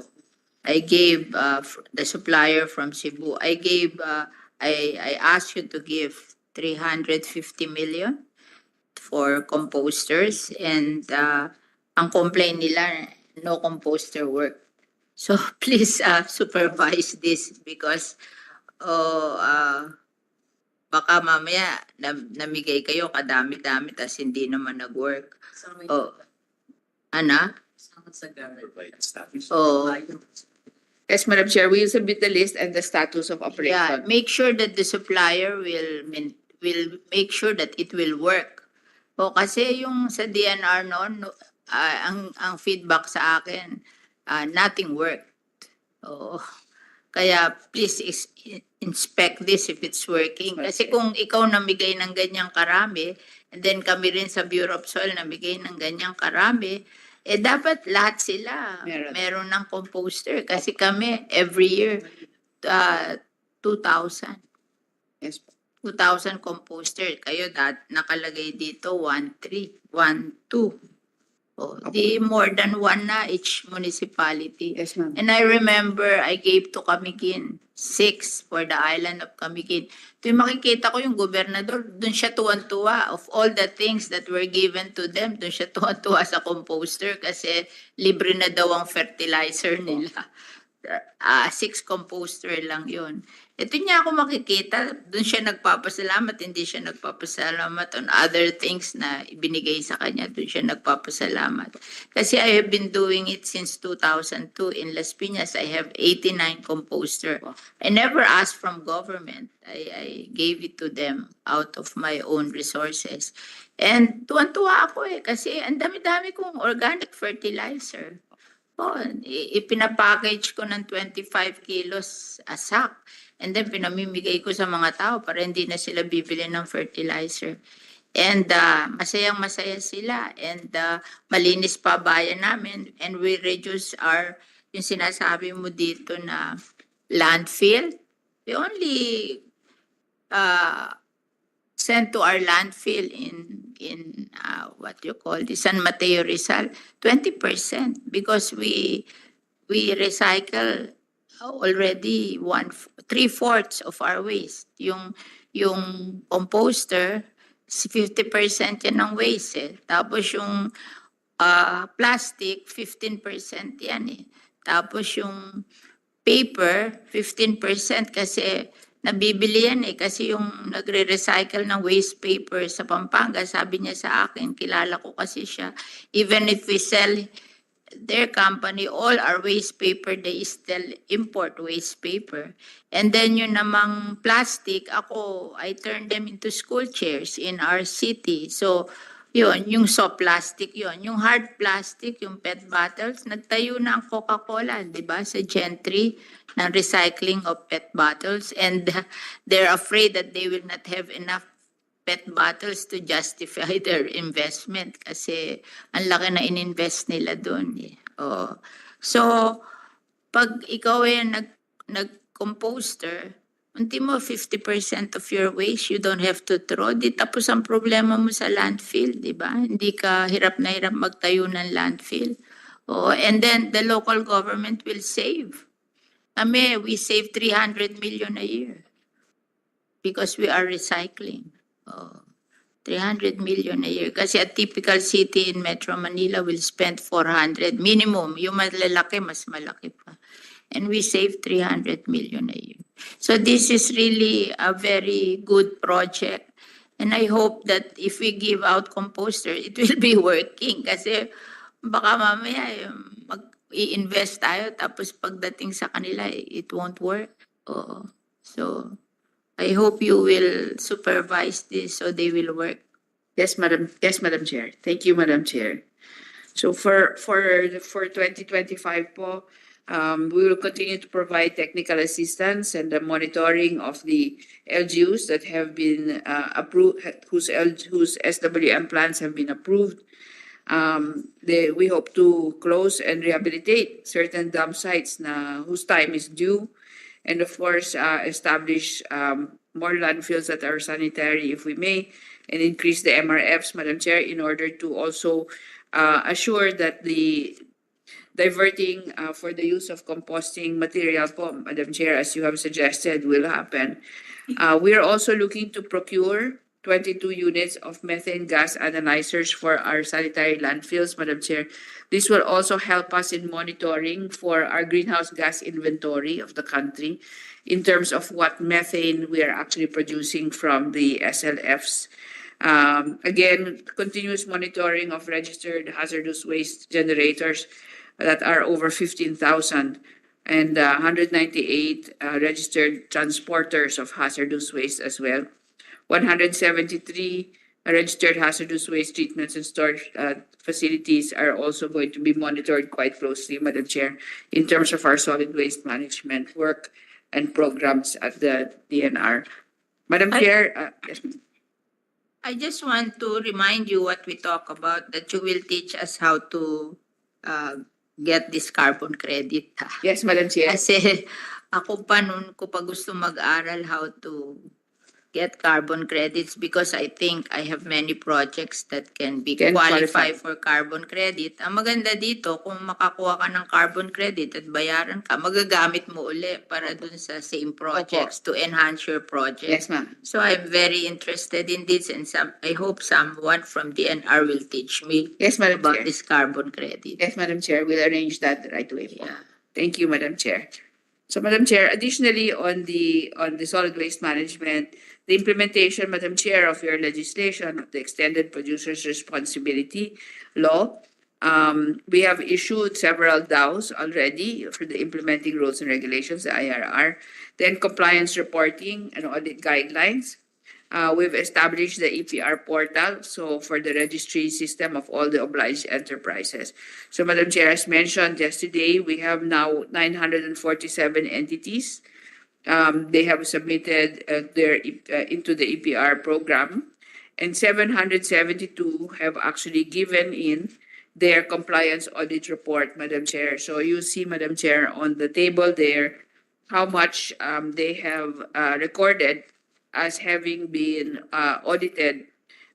If this is the self-audit for the particular firm, and the how much has been diverted in terms of the rigids and flexibles, just the rigids, and then individually the flexibles as well, Madam Chair.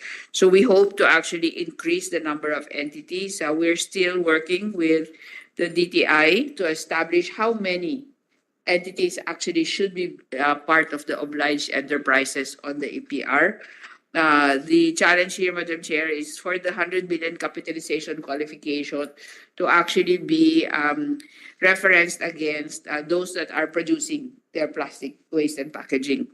So in terms of targets, Madam Chair, we will continue with implementation.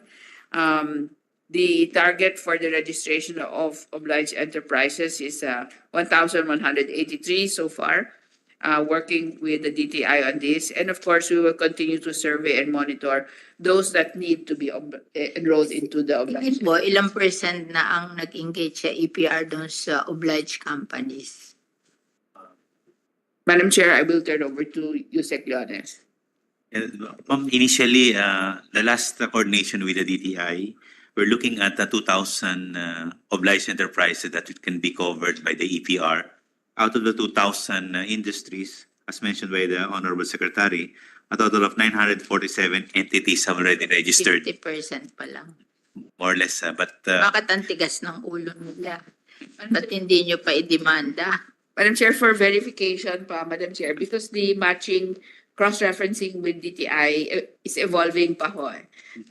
We take the 100 million capitalization cut off and then we cross-reference who's actually producing plastic and packaging plastic. So, yeah, 100 million. Then, opo. or less. Opo. It's more than 50. Yes po, ma'am. Yes po, ma'am. Just curious. Yes, Madam Chair, we will. Yes, Madam Chair.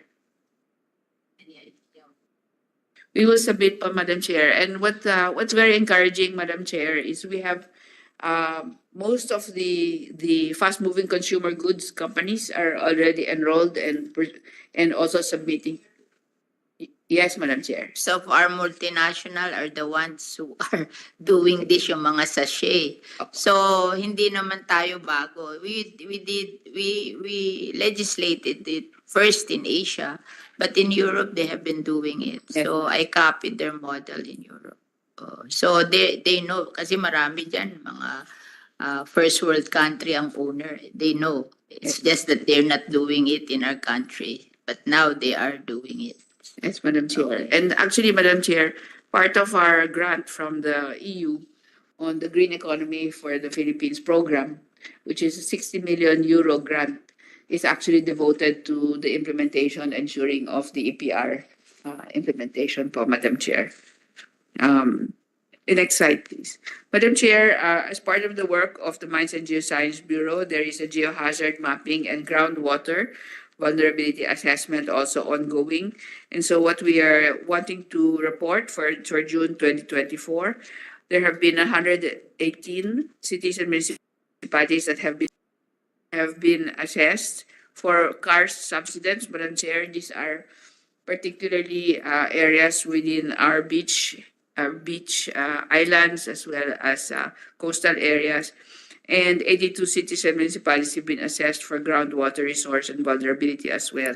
We aim to grow that list, Madam Chair, as well as apply new tools, Madam Chair, in 2025, including artificial intelligence, in terms of risk mapping, that we aim to add 58 additional cities and municipalities and refine this as well, Madam Chair, in terms of landslide and flood risk. Assess additional cities, 22 more for CARS subsidence, and assess 50 municipalities and cities for groundwater resource vulnerability and assessment.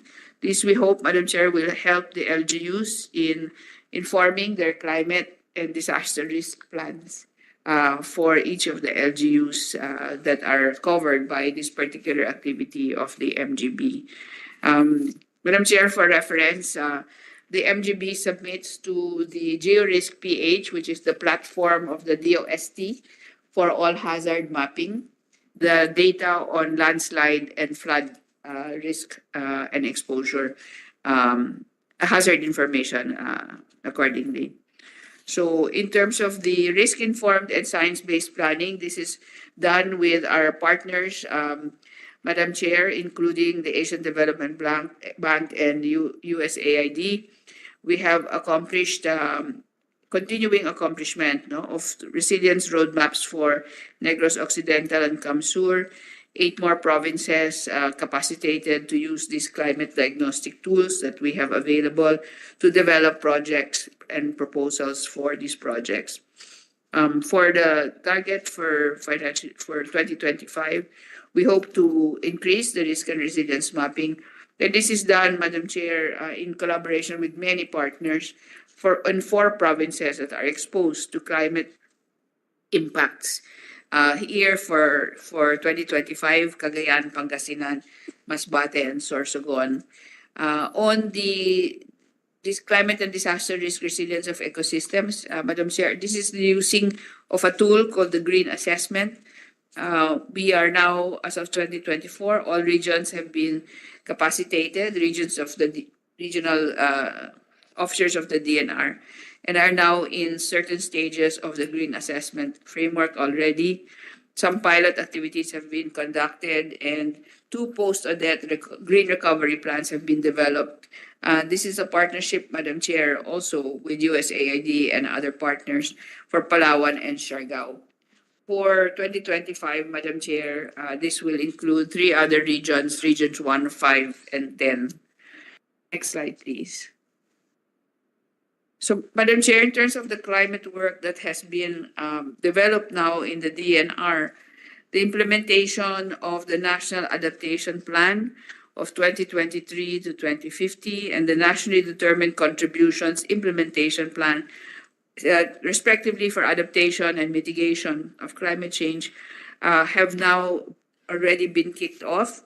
The ongoing activities as per these plans, Madam Chair, the formulation of long-term strategies on low-carbon development, the development of the just transition roadmap that will affect our social and economic communities, and the finalization of our greenhouse gas inventory for the submission to the UNFCCC. Madam Chair, the Philippines is the 56th country in the world to submit both National Adaptation Plan and the NDC Implementation Plan. Both have been generated with the help of our partners, initially for the NAP with the UK government and with the NDCIP with the Asian Development Bank. We are the 3rd in ASEAN to submit a National Adaptation Plan to the UNFCCC, Madam Chair. So our accomplishments have really been already reported to the President, and we are now in the process of cascading this so that they may be mainstreamed according to his instructions. So we hope to be able to complete the mainstreaming sometime in the next year in 2025, hopefully to be monitored in terms of progress.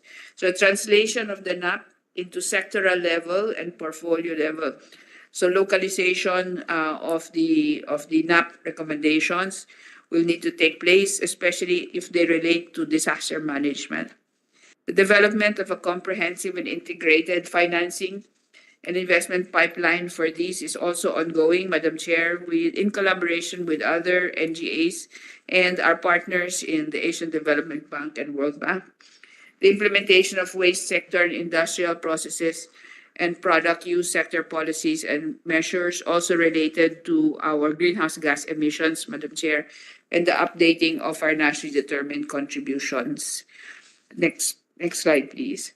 So, Madam Chair, if you recall, in 2020, the UN Disaster Risk Reduction Conference in the Asia Pacific, the second one was, of course, the climate change negotiations. During those negotiations, we were part of the initiation of the campaign from 2022 to 2023 of the Philippines now being the host of the fund to respond to loss and damage, or the Loss and Damage Fund Board.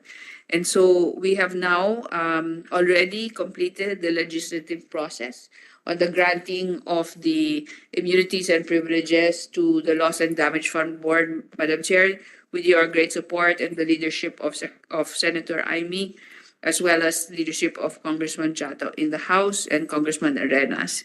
So here we have enactment of the law on the hosting of the Loss and Damage Fund Board, and we are now just completing the negotiations on the signing finally of the host country agreement. Madam Chair, I'm pleased to report that we will be hosting the first meeting of the fund board in December of this year, 2024. And so we are now in preparations for that. We are also operationalizing and formalizing the Philippines hosting requirements so that we may be able to continue to represent and support the operations of the fund for the response to loss and damage in the country. On mapping resource information, Madam Chair, this is the work of NAMRIA as our national agency. As you can see, Madam Chair, by June 2024, coastal resources maps for 15 provinces were produced and updated.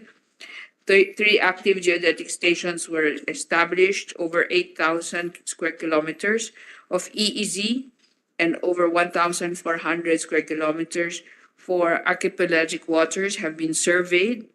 6 unclassified public forest sites covering 231,624 hectares have been surveyed, and the third cycle land cover mapping for 13 provinces were conducted. For the targets in 2025, Madam Chair, 4,000 square kilometers of EEZ. We hope to be able to survey that, 1,000 square kilometers for archipelagic waters, 4 ports, and 15 UPF sites. And we wish to update, Madam Chair, 1,500 large-scale line maps, 50 medium and small-scale maps, 15 provincial land cover maps, 14 provincial coastal resource maps, and produce 360 large-scale maps for 4 provincial land use maps. So this is the budget, Madam Chair, for the National Mapping Agency. Related to our mapping capability, Madam Chair, and this is the work of the Geospatial Database Office of the DNR, we are now able to overlay the natural systems with the governance systems that are actually pertaining to each. So you'll see here, Madam Chair, the monitoring of foreshore lease agreements. We are now able to do this using satellite imagery and then ground-truthed, as well as the usage of drones. We are also now able to monitor compliance to EIAs. This is an image of Calabar Zone with buildings with ECCs, buildings with possible ECCs, buildings without ECCs, and some buildings that are unidentified and will require classification. We also have characterization of potential investment areas for both forest and water. And as we discussed, Madam Chair, as your own legislation, the potential salt production areas are being mapped now, Madam Chair. Yes, Madam Chair. We will submit the report. So strategic partnerships and convergence initiatives, Madam Chair, these are all falling within the budget and have been part of what we will call the non-traditional areas of work of the DNR. But we feel that this is required in terms of ensuring the implementation of environment and natural resource management. For Project Transform, Madam Chair, which is an LGU-based multi-stakeholder effort in order to ensure environment and natural resource management and climate and disaster resilience. For 2024, we are continuing with Bataan, Rizal, Palawan, Surigao del Norte, and Bohol and Sarangani. On 2025, we hope to be able to establish transform teams for Baguio City, Quezon City, provinces surrounding the Verde Island Passage, Madam Chair, Masbate City, and Lanao del Norte. We have also reached out to the following national government agencies in order for us to work more closely with them to, in effect, be force multipliers for the DNR given our limited number of personnel, budget, and resources. So we have ongoing dialogues with the DPWH, DOE, especially on offshore wind and floating solar projects, Madam Chair.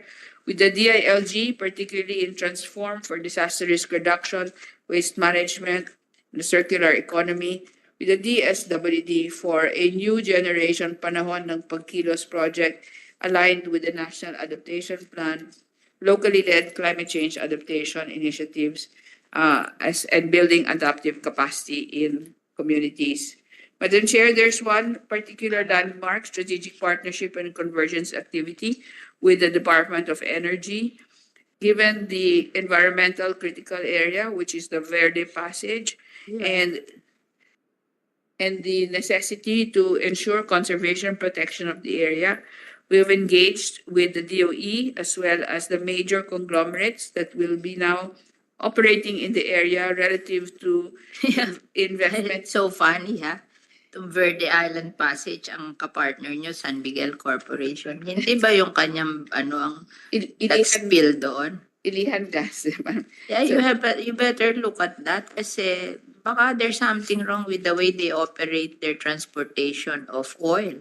Kasi siya nag-spill dito sa Verde Island Passage. Siya din na nag-spill doon sa Bataan eh. Same. The product is with San Miguel except hindi liable ang San Miguel kasi subcontractor yung baka ba yun? Palagi na lang eh. You look at that kasi yung oil spill is very detrimental to our lalo na tong Verde Island Passage is the best in the world now. Yes, In Madam terms Chair. of yung underground river na natin doon, yung mga marine yung natural marine Resources po, biodiversity. there. Yes, palagi yung kanyang oil lang nag-i-spill eh. Although hindi siya responsible kasi subcontracted, dapat yata yung pag-subcontract mo ng ganun, pagbutihin mo kasi bakit oil spill ng oil spill yan, di ba? Grabe to nangyari sa sa Verde Island Passage and you have special attention on this, di ba? Yes, ma'am. Madam Chair, this is a new agreement. To be there. Yes, Madam. Kasi, syempre, sikat naman kasi ang San Miguel, so hindi pinapublish. Pero based on our investigation, parehong kanya yung yung oil eh. Iba-iba lang yung subcontractor. Yung nag-oil spill sa Bataan recently and then nag-oil spill sa Verde Island Passage. Medyo, siguro, warning natin na hindi naman kukuha ng mga irresponsible na magta-transport. Yung sa Bataan, parang pa yun eh. May crime yun eh. Kasi,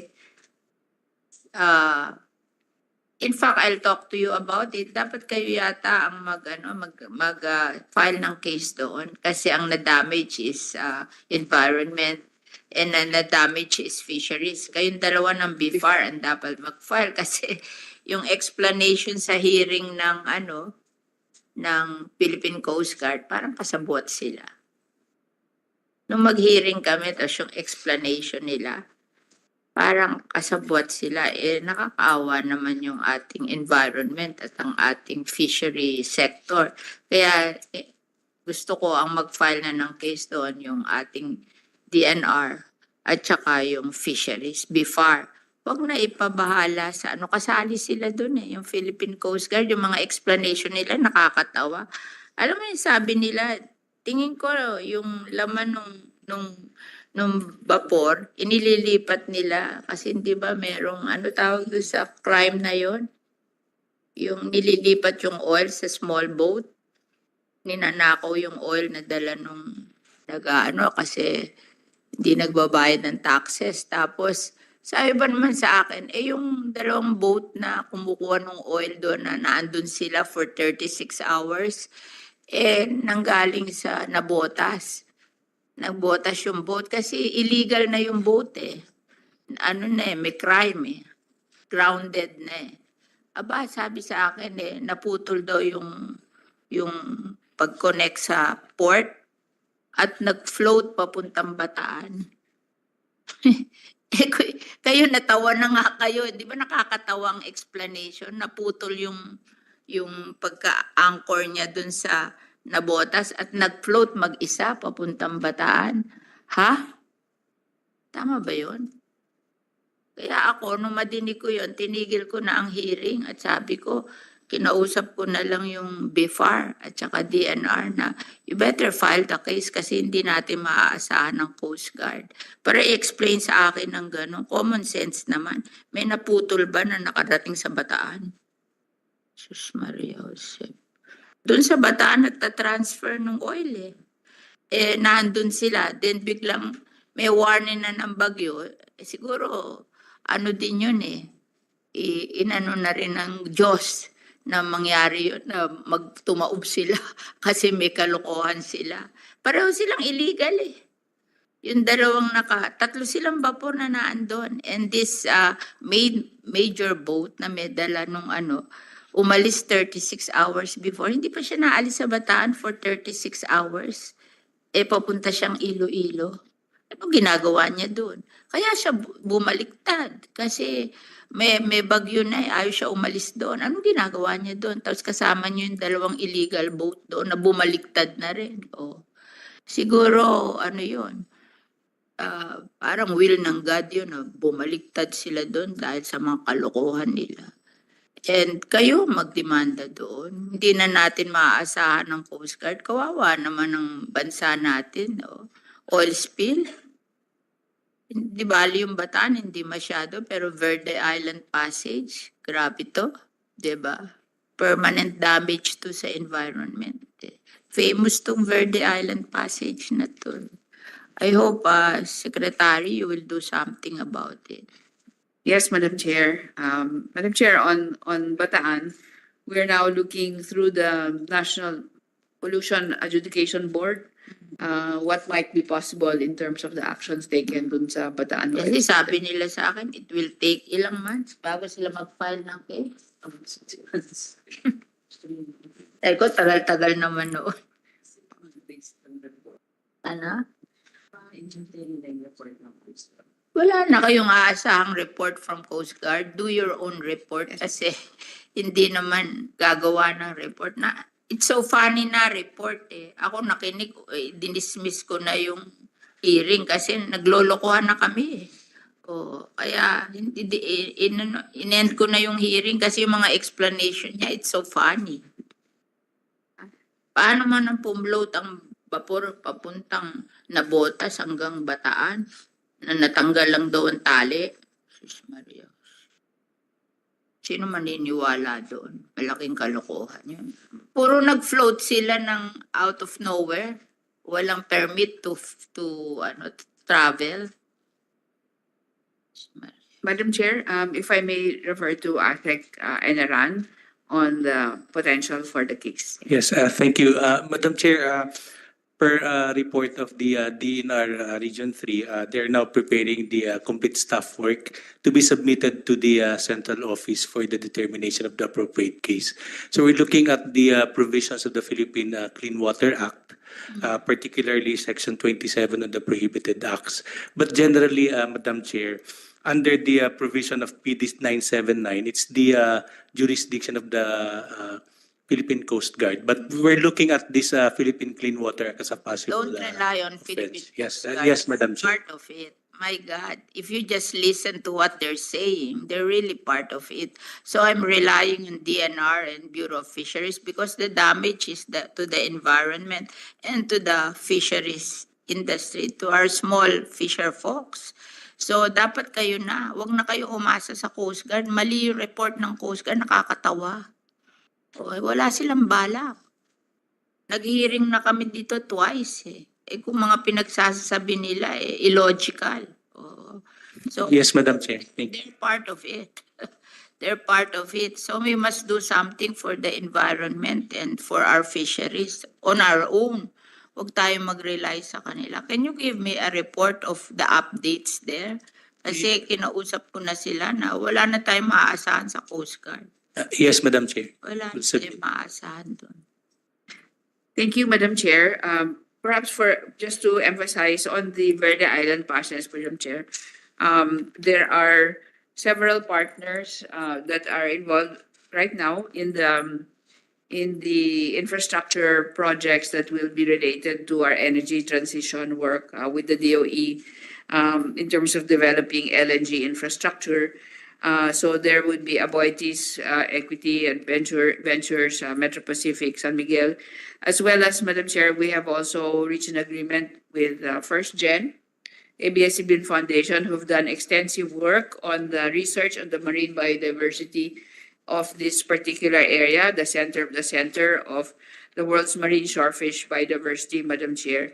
So this work, we hope to engage provinces of Batangas, Marinduque, Romblon, Oriental and Occidental Mindoro, Madam Chair, and if we are able to engage all the way out, hopefully to Palawan as well. The salient and most important here, Madam Chair, is we will be establishing a marine scientific research station to monitor this area and then work with all the different universities that are already working there, as well as non-government organizations. These corporations, Madam Chair, have had also their foundations working on the environmental issues in this area. I should say First Gen has already been working with De La Salle for many years in this area. So we will be building on the work that they have done in order to work on the protection. Meron bang na-file na case against the oil spill in Verde Island Passage? In Mindoro. Sino nag-file ng case? Madam Chair. Madam Chair, it was spearheaded by the Department of Justice. So they filed cases against the owners of the vessel. What happened? I'm not aware of the developments of the case, but we will provide the updates. Duty to protect the environment, you should be concerned. Yeah. Kasi grabe itong Verde Island Passage kasi famous to all over the world. Madam Chair, we continuously monitor this area, no, in terms of the environmental compliance, no. However, I think what ASEC Enran is Kasi if we will not be able to file cases against oil spill, they will not stop doing this. Madam Chair, I understand that there were cases filed so that the claims could actually be paid out to the particularly affected communities. We can get the update, Madam Chair. Already with it. Because if we're not strict with this, then it will continue. And nagugulat lang ako. Wala talagang concern. Kasi kawawan. Yes, Madam Chair. And you know, it's so funny. Pinakamaganda sa whole world daw yung Verde Island Passage. But unfortunately, nobody filed to declare it as a national protected area, legislated protected area. Actually, Madam Chair, we have been trying to engage the different LGUs to work with us. But walang nag-file. Yan ang the most famous, pero walang nag-file. Sino ako nag-file? I cannot do it without any Congress coming from the House of Representatives. I cannot do it kasi there should be a local bill coming from the House of Representatives and then I will approve it in the Senate. But nobody filed in the House of Representatives. So I think they don't appreciate the value of the Verde Island Passage. But there's something wrong. Kasi yung bill on legislated protected area should come from Congress.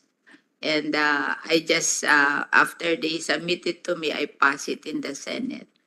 And wala. Nag-file ako sa Senate, but that a bill from the Senate will not be enough. And besides, the procedure is it's a local bill. And then they have to submit it to the Senate so I can approve it in the Senate. Yes, But nobody filed. How come? Madam Chair, we have been... Sinasabi mo dito, you will establish this Marine Science Biological Research Station with facilities to make the provinces of Batangas, Marinduque, Romblon, Oriental, and Occidental Mindoro appreciate their gift from the Lord. Pero walang nagfa-file sa kanila sa dami nila. Madam Chair, if Ma'am- I may call Assistant Director. We have already conducted the protected area suitability assessment of this yes. area, and it really passed 95% rating. Oh, sino So- nag-file? So ma'am, we need to reconnect again with the local Local government. governments, Nobody filed. And And I'm Congress- leaving this committee. But Madam Chair, we'll make it our goal, Madam Chair, before you leave the committee.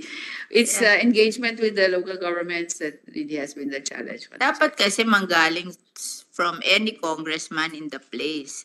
Kasi like ako, magko-congresswoman ako later sa Las Piñas. I cannot do it for them. Di ba? They have to do it themselves. Kasi sila yon, makikialam ba ako doon? Di ba? Oh, walang nagfa-file. Walang nagfa-file. I guess you have to work on it. Walang Yes, ma'am, we nagfa-file. will work on connecting with the local congressmen po in these areas. Thank you.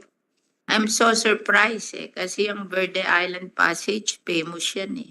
Thank you, Madam Chair. We will endeavor to accelerate the work, hopefully, Madam Chair, before you step down. We can do something. But the challenge is really at the local level, and we are trying to pull different stakeholders, including... Ikaw nga, nagtatayo ka doon ng special station because you know its importance. Yes, How come it cannot be legislated as a protected area? yes, Madam Chair. Siguro dapat wag na padadaanin yung mga oil doon, paiwasin na sa Verde Island Passage. Siguro naman makakahanap kayo ng other route other than that. Kasi kung palagi mag-oil spill doon, kawawa naman yung Verde Island Passage, di ba? Wala naman silang pakialam kung mag-oil spill sila eh. Kasi itong mga nagtatransport ng oil, parang maliliit na kumpanya na na pag nahuli, pag nagumawa ng kalokohan, sasara lang yung kumpanya para wala nang responsibility. Hindi nga nila isinama sa rule yung may-ari ng product na tinatransport. Thank you, Madam Chair. We'll be guided accordingly.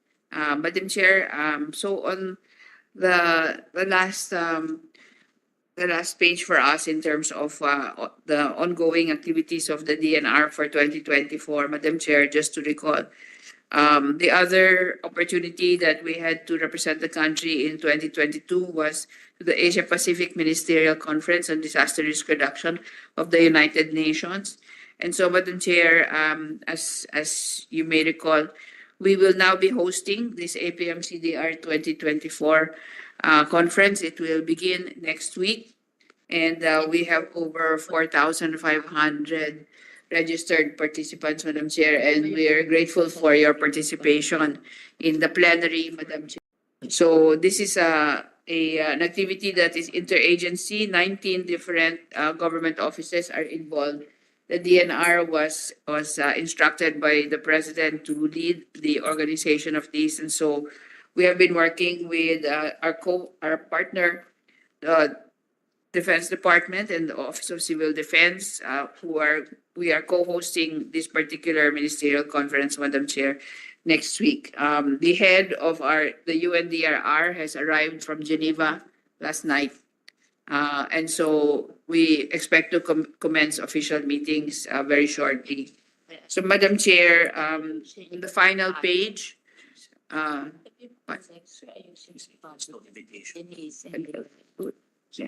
Madam Chair, we will address the logistical challenge of the invitations, Madam Chair. I know that there are invitations for you, Madam Chair, because both to the ministerial dinner at Malacanang Palace and to the plenary, I'm Madam not Chair. concerned about the invitation. I'm concerned about you going to the Las Piñas Parañaque Yes, wetland. Madam Chair, so Because we're building roads there, so I want it to be nice when you go there. thank you, So Madam that's Chair. my concern. Thank you, Madam Chair. So, Madam Chair, this ends the first portion because there are two other attached agencies whose budgets will follow, Madam Chair. So our total request, approved by the DBM was 26,027,113,000, Madam Chair. As you know, we are equivalent to 0.48% of the entire budget, Madam Chair. And we are trying to make highest and best use of the resources that are being given to us. And we hope, Madam Chair, for some reconsideration from the House and the Senate for some additional amounts, Madam Chair, which we will be writing to you about. So, Madam Chair, so just to go over the amount, our MOE is 47.5%, balance of which would be capital expense and personnel services of about 51+%, Madam Chair. Central office, Madam Chair, just to be specific, that's broken down into 4 staff bureaus and 16 regional offices as well, Madam Chair. The 16 regional are also here shown in this line chart. And so, Madam Chair, we'd be very grateful for your consideration, and hopefully we might be able to also appeal to both the House and Congress on some additional amounts if possible, Madam Chair. The last items, Madam Chair, would be the budgets of the 2 agencies. The first one being the Metropolitan Water Works and Sewage System. As you know, pursuant to EO 22 series of 2023, we have the Water Resources Management Office under the DNR, which has been actively coordinating and working with both these agencies. And so, Madam Chair, for MWSS, which is vital to the supply of NCR and surrounding regions for water, the budget is 169.58 million pesos. And then, Madam Chair, for the Local Waters and Utilities Administration, Madam Chair, we've taken note of your request, and I hope that they're ready with the information on the historical budget. Yeah, you show me also the budget of MWS, Yes, historical, so I will know. This one naman talaga, 2024, 864 million.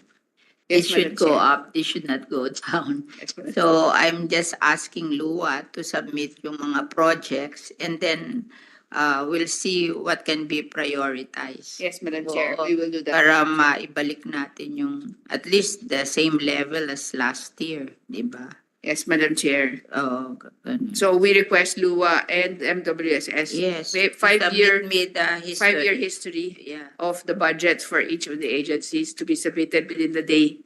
And at the same time, I got also the budget of the legislated protected area. And you have been cut also. Yes, Madam Chair. And so because of that, as I said, we have One from 2.3 in 2024, you are now 1.3. Yes, Madam Chair. Oh, and as I was saying, we passed the legislated protected area in 2018, di ba? Before 2018, it's 13 legislated protected area. Now it's 114 and we're still passing another 10. Yes, Madam Chair. Yeah. So I thought that it should be proportionate. Yes, Madam Chair. If the budget in 2018 was 714, the increase in budget should be proportionate. So we will review this. We don't have to end the hearing today. We have to review this so that we will make the necessary changes. I wish to acknowledge the presence of Senator Jinggoy Estrada, our Senate pro tempore, Speaker pro tempore. You can now make your, I've been here a long time, so it's your turn to speak. Thank you, Madam Chair. Good morning.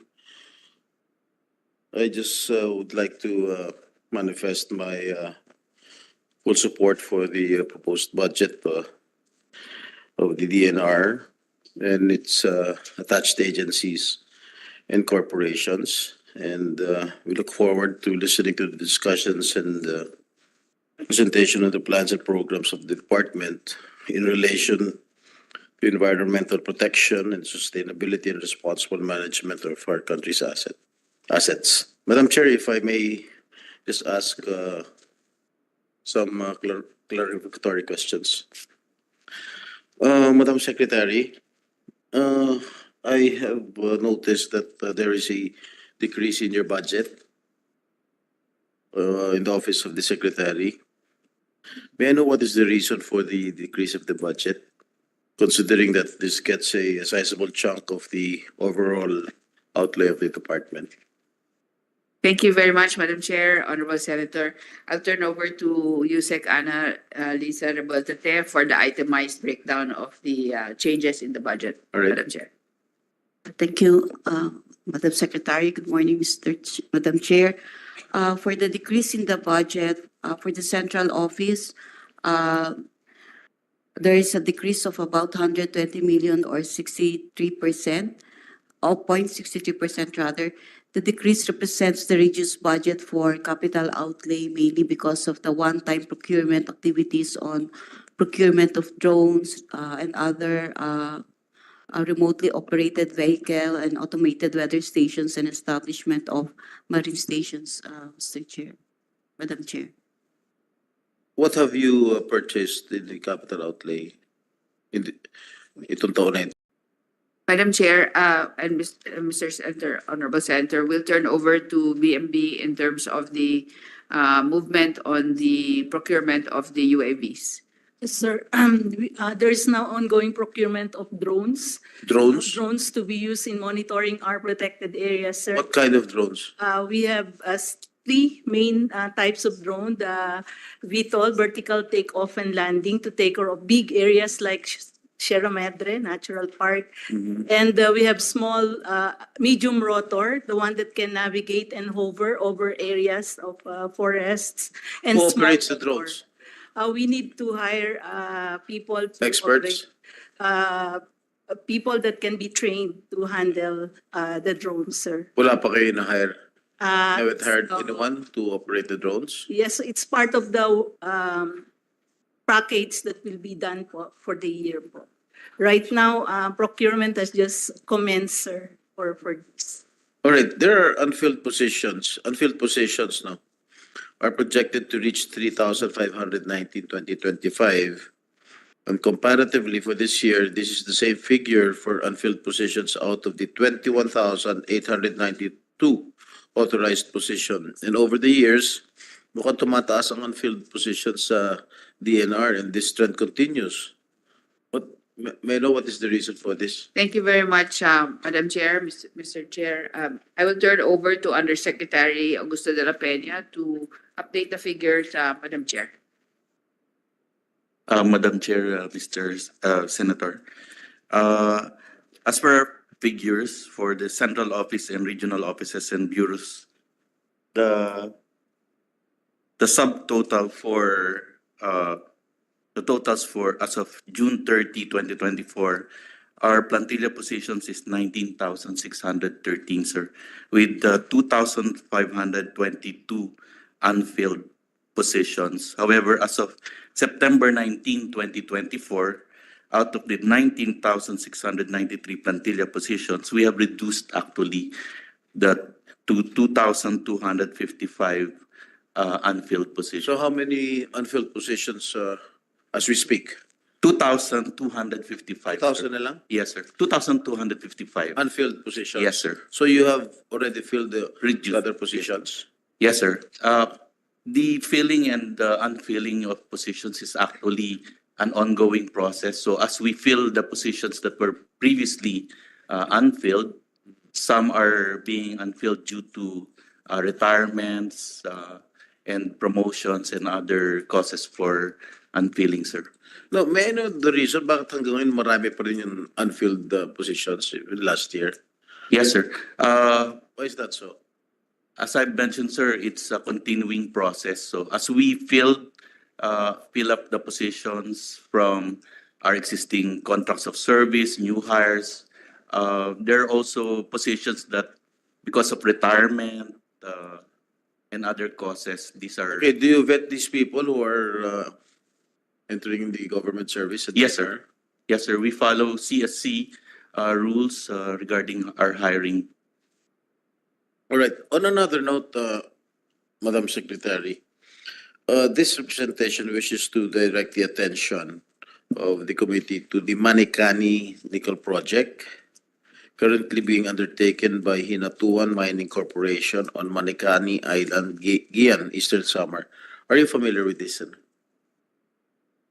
Madam Chair and Mr. Senator, we actually sent a team there, and of course there is our former regional executive director is here that can actually report on this project. All right. The Hinatuan Mining Corporation secured a mineral production sharing agreement on October 28, 1992 and extended until March 2, 2037. 2037, haba. Covering an area of 1,165 hectares. The original and existing ECC, which was issued on February 18, 1992, covers 419.75 hectares on Manicani Island for a production capacity of 250,000 wet metric tons of nickel ore. But under RA number 11038, or the Expanded National Integrated Protected Area System Act of 2018, the Gian Marine Resource Protected Landscape and Seascape, which covers 66,000 hectares, is declared as a protected area. The legislated protected area, which is also known as the Gian Marine Reserve, groups the islands of Caloocan, Suluan, Tubabao, Victory, Homonhon, Manicani, and other smaller islands and their surrounding reefs.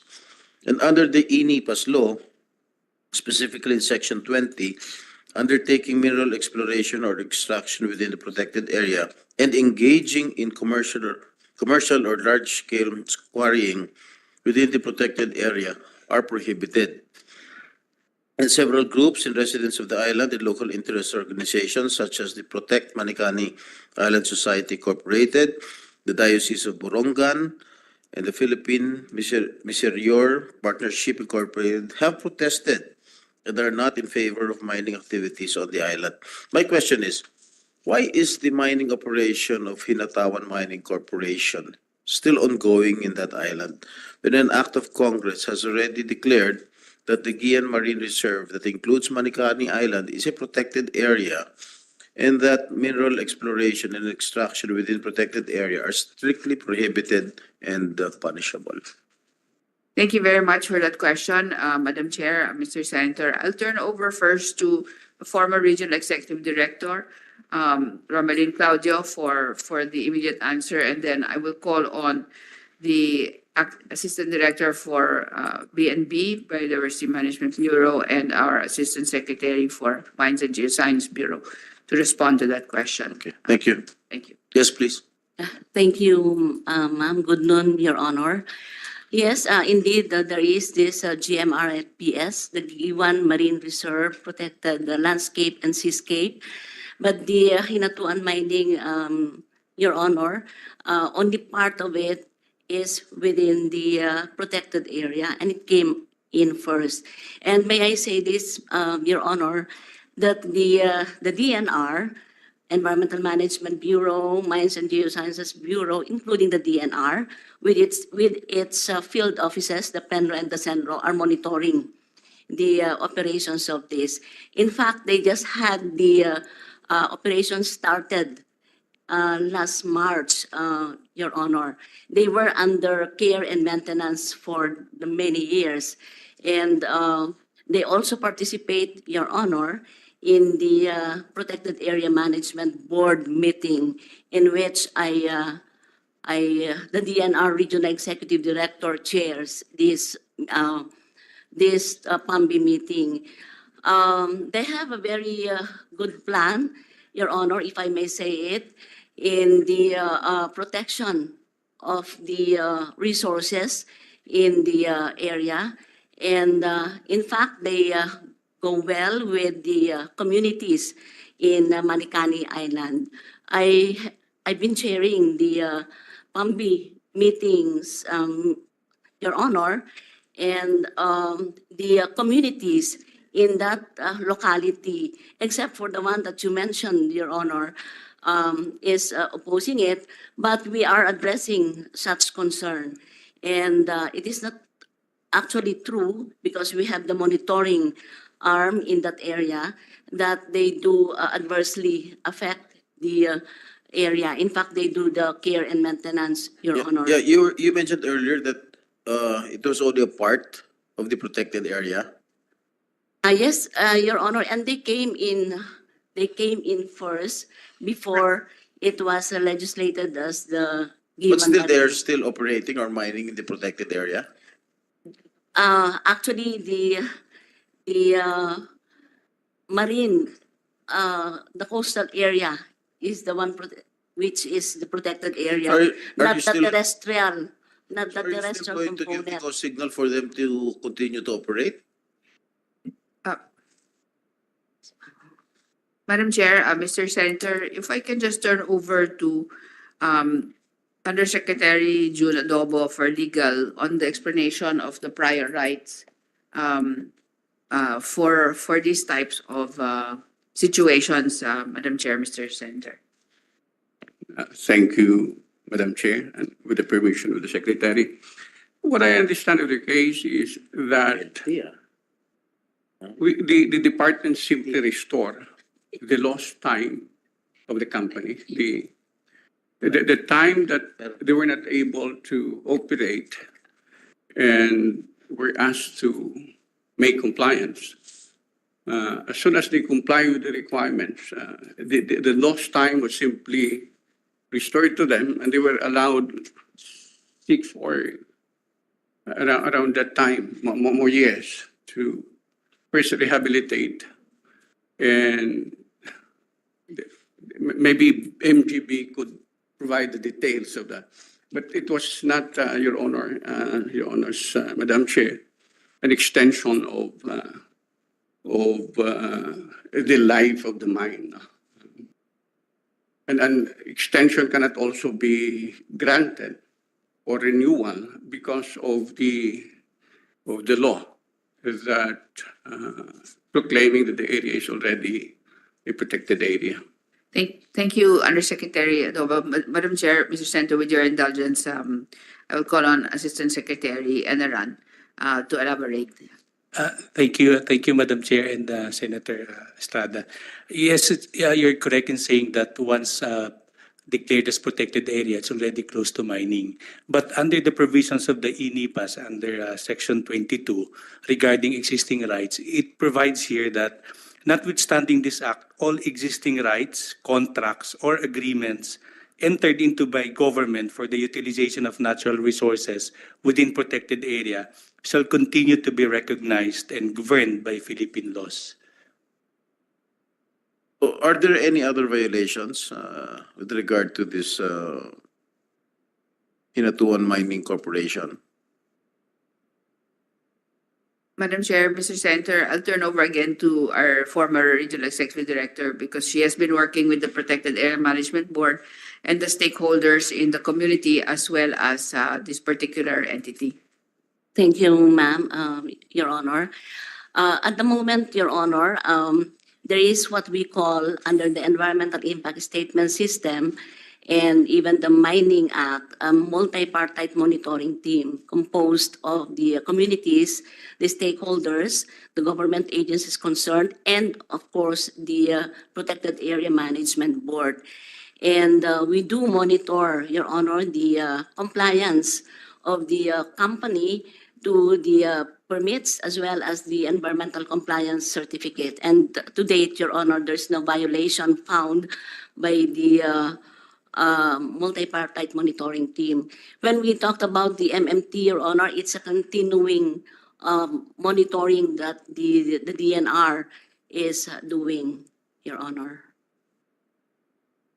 Until when will we allow them to continue their operations? Clearly under Section 20 of the NIPAS law, prohibited ang mineral exploration, extraction within the protected area.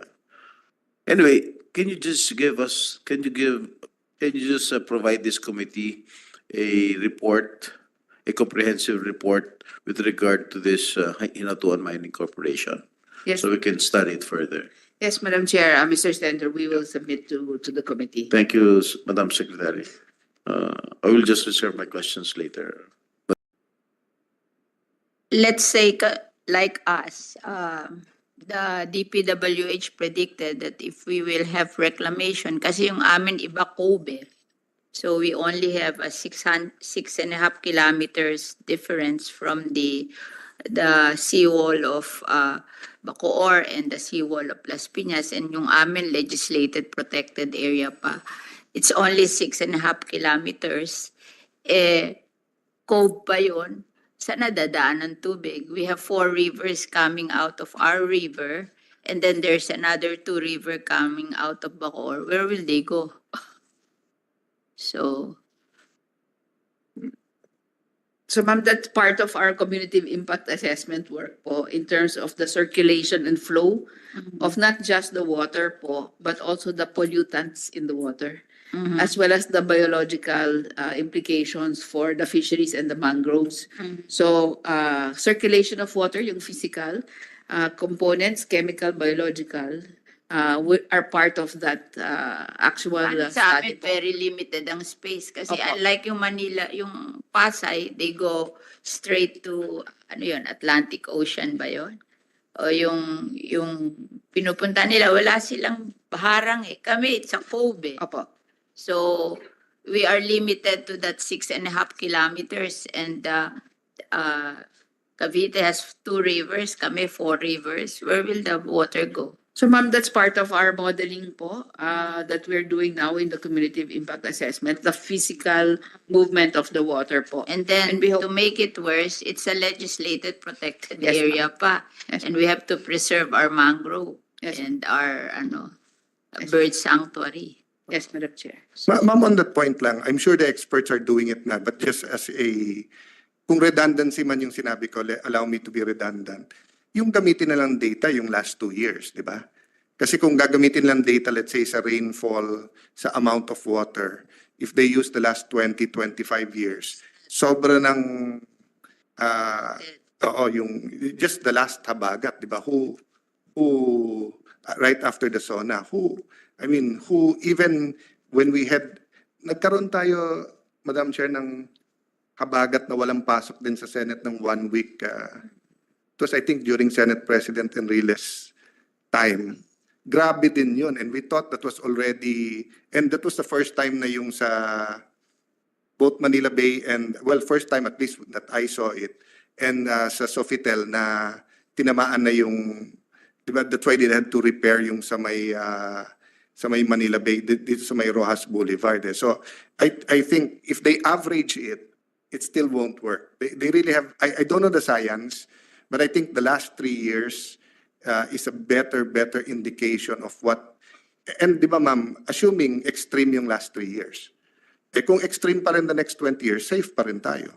But assuming bumalik sa dati at mas konti, then we just overbuilt. Walang mawawala. So may I just say that, and if it's redundant, okay lang. But if hindi, if they're using a 10-year, 15 years, especially kung foreigners, kasi meron silang standard dyan na 10-year or 15-year na sa studies nila. Pero iba talaga the last 3 years. So pag in-average nila, bababa yung standards natin Yes, thank you very much, Madam Chair, Mr. Senator. So typically po ang ginagawa, to look at the normal and to look at the extreme, so that you have scenarios po in terms of the planning decision making po. But di ba ma'am, the new normal is the extreme So Opo. that's the problem. So even if you say na it's once every year na lang, but still buong Metro Manila, halos buong Cavite, halos buong Bulacan, di ba? I mean, sa Bulacan, Bulacan's not known for flooding, but then suddenly every year, di ba? Thank you very much, Mr. Senator. We will make sure that the extremes are in fact incorporated, and that is really one of the scenarios po. Thank you po, Madam Chair, Mr. Senator. Thank you po. Okay.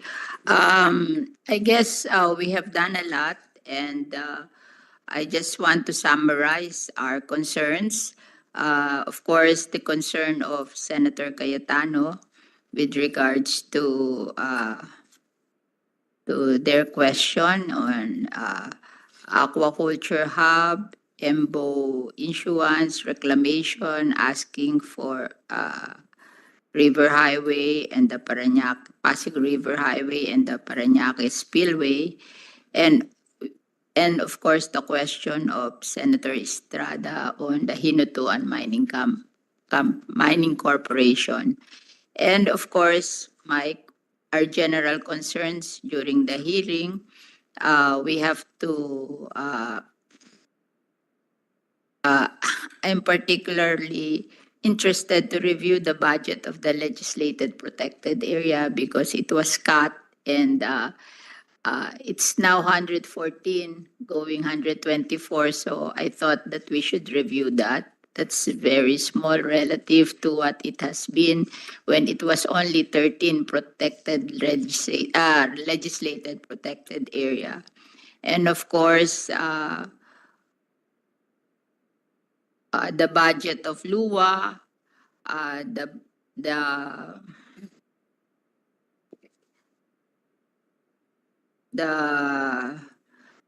list of waterways going to Manila Bay, the list of composters and tracers that you have distributed, the EPR implementation, and the potential salt production area, the loss and damage farm study, fund study, and I'm also concerned about the wastewater, the water agency reorganization. I'm concerned about that. And what is the implication of if we pass the tree planting bill on your budget on the greening, diba? And of course, I'm very interested what would be the outcome of the study in Manila Bay. So with that, Madam Chair, and can I just find out, GM Santiago, anong excuse niya? Why isn't he here? Sorry, Senator, we have been calling him, but it seems that But he's so busy. I We'll mean, try to, we'll try Secretary, to, we'll but take that. you're going, the whole department, if this was in the House or my earlier version of me deferred yung budget, but you should not be punished for someone who, but ganun yung attitude, so please look into it. Nothing. Yes. And sa plenary, he cannot be absent. wish to inform the senator that we are not approving the budget today. We are suspending the hearing of the budget until these requirements are fulfilled, and then we'll schedule another hearing. So we have to finish all this that we want to clarify, diba? So maybe, Madam Chair, he can be here the next hearing and be accountable. No, again, I'm not holding the whole LLDA. I think there's a problem with him or his attitude with projects. Thank you.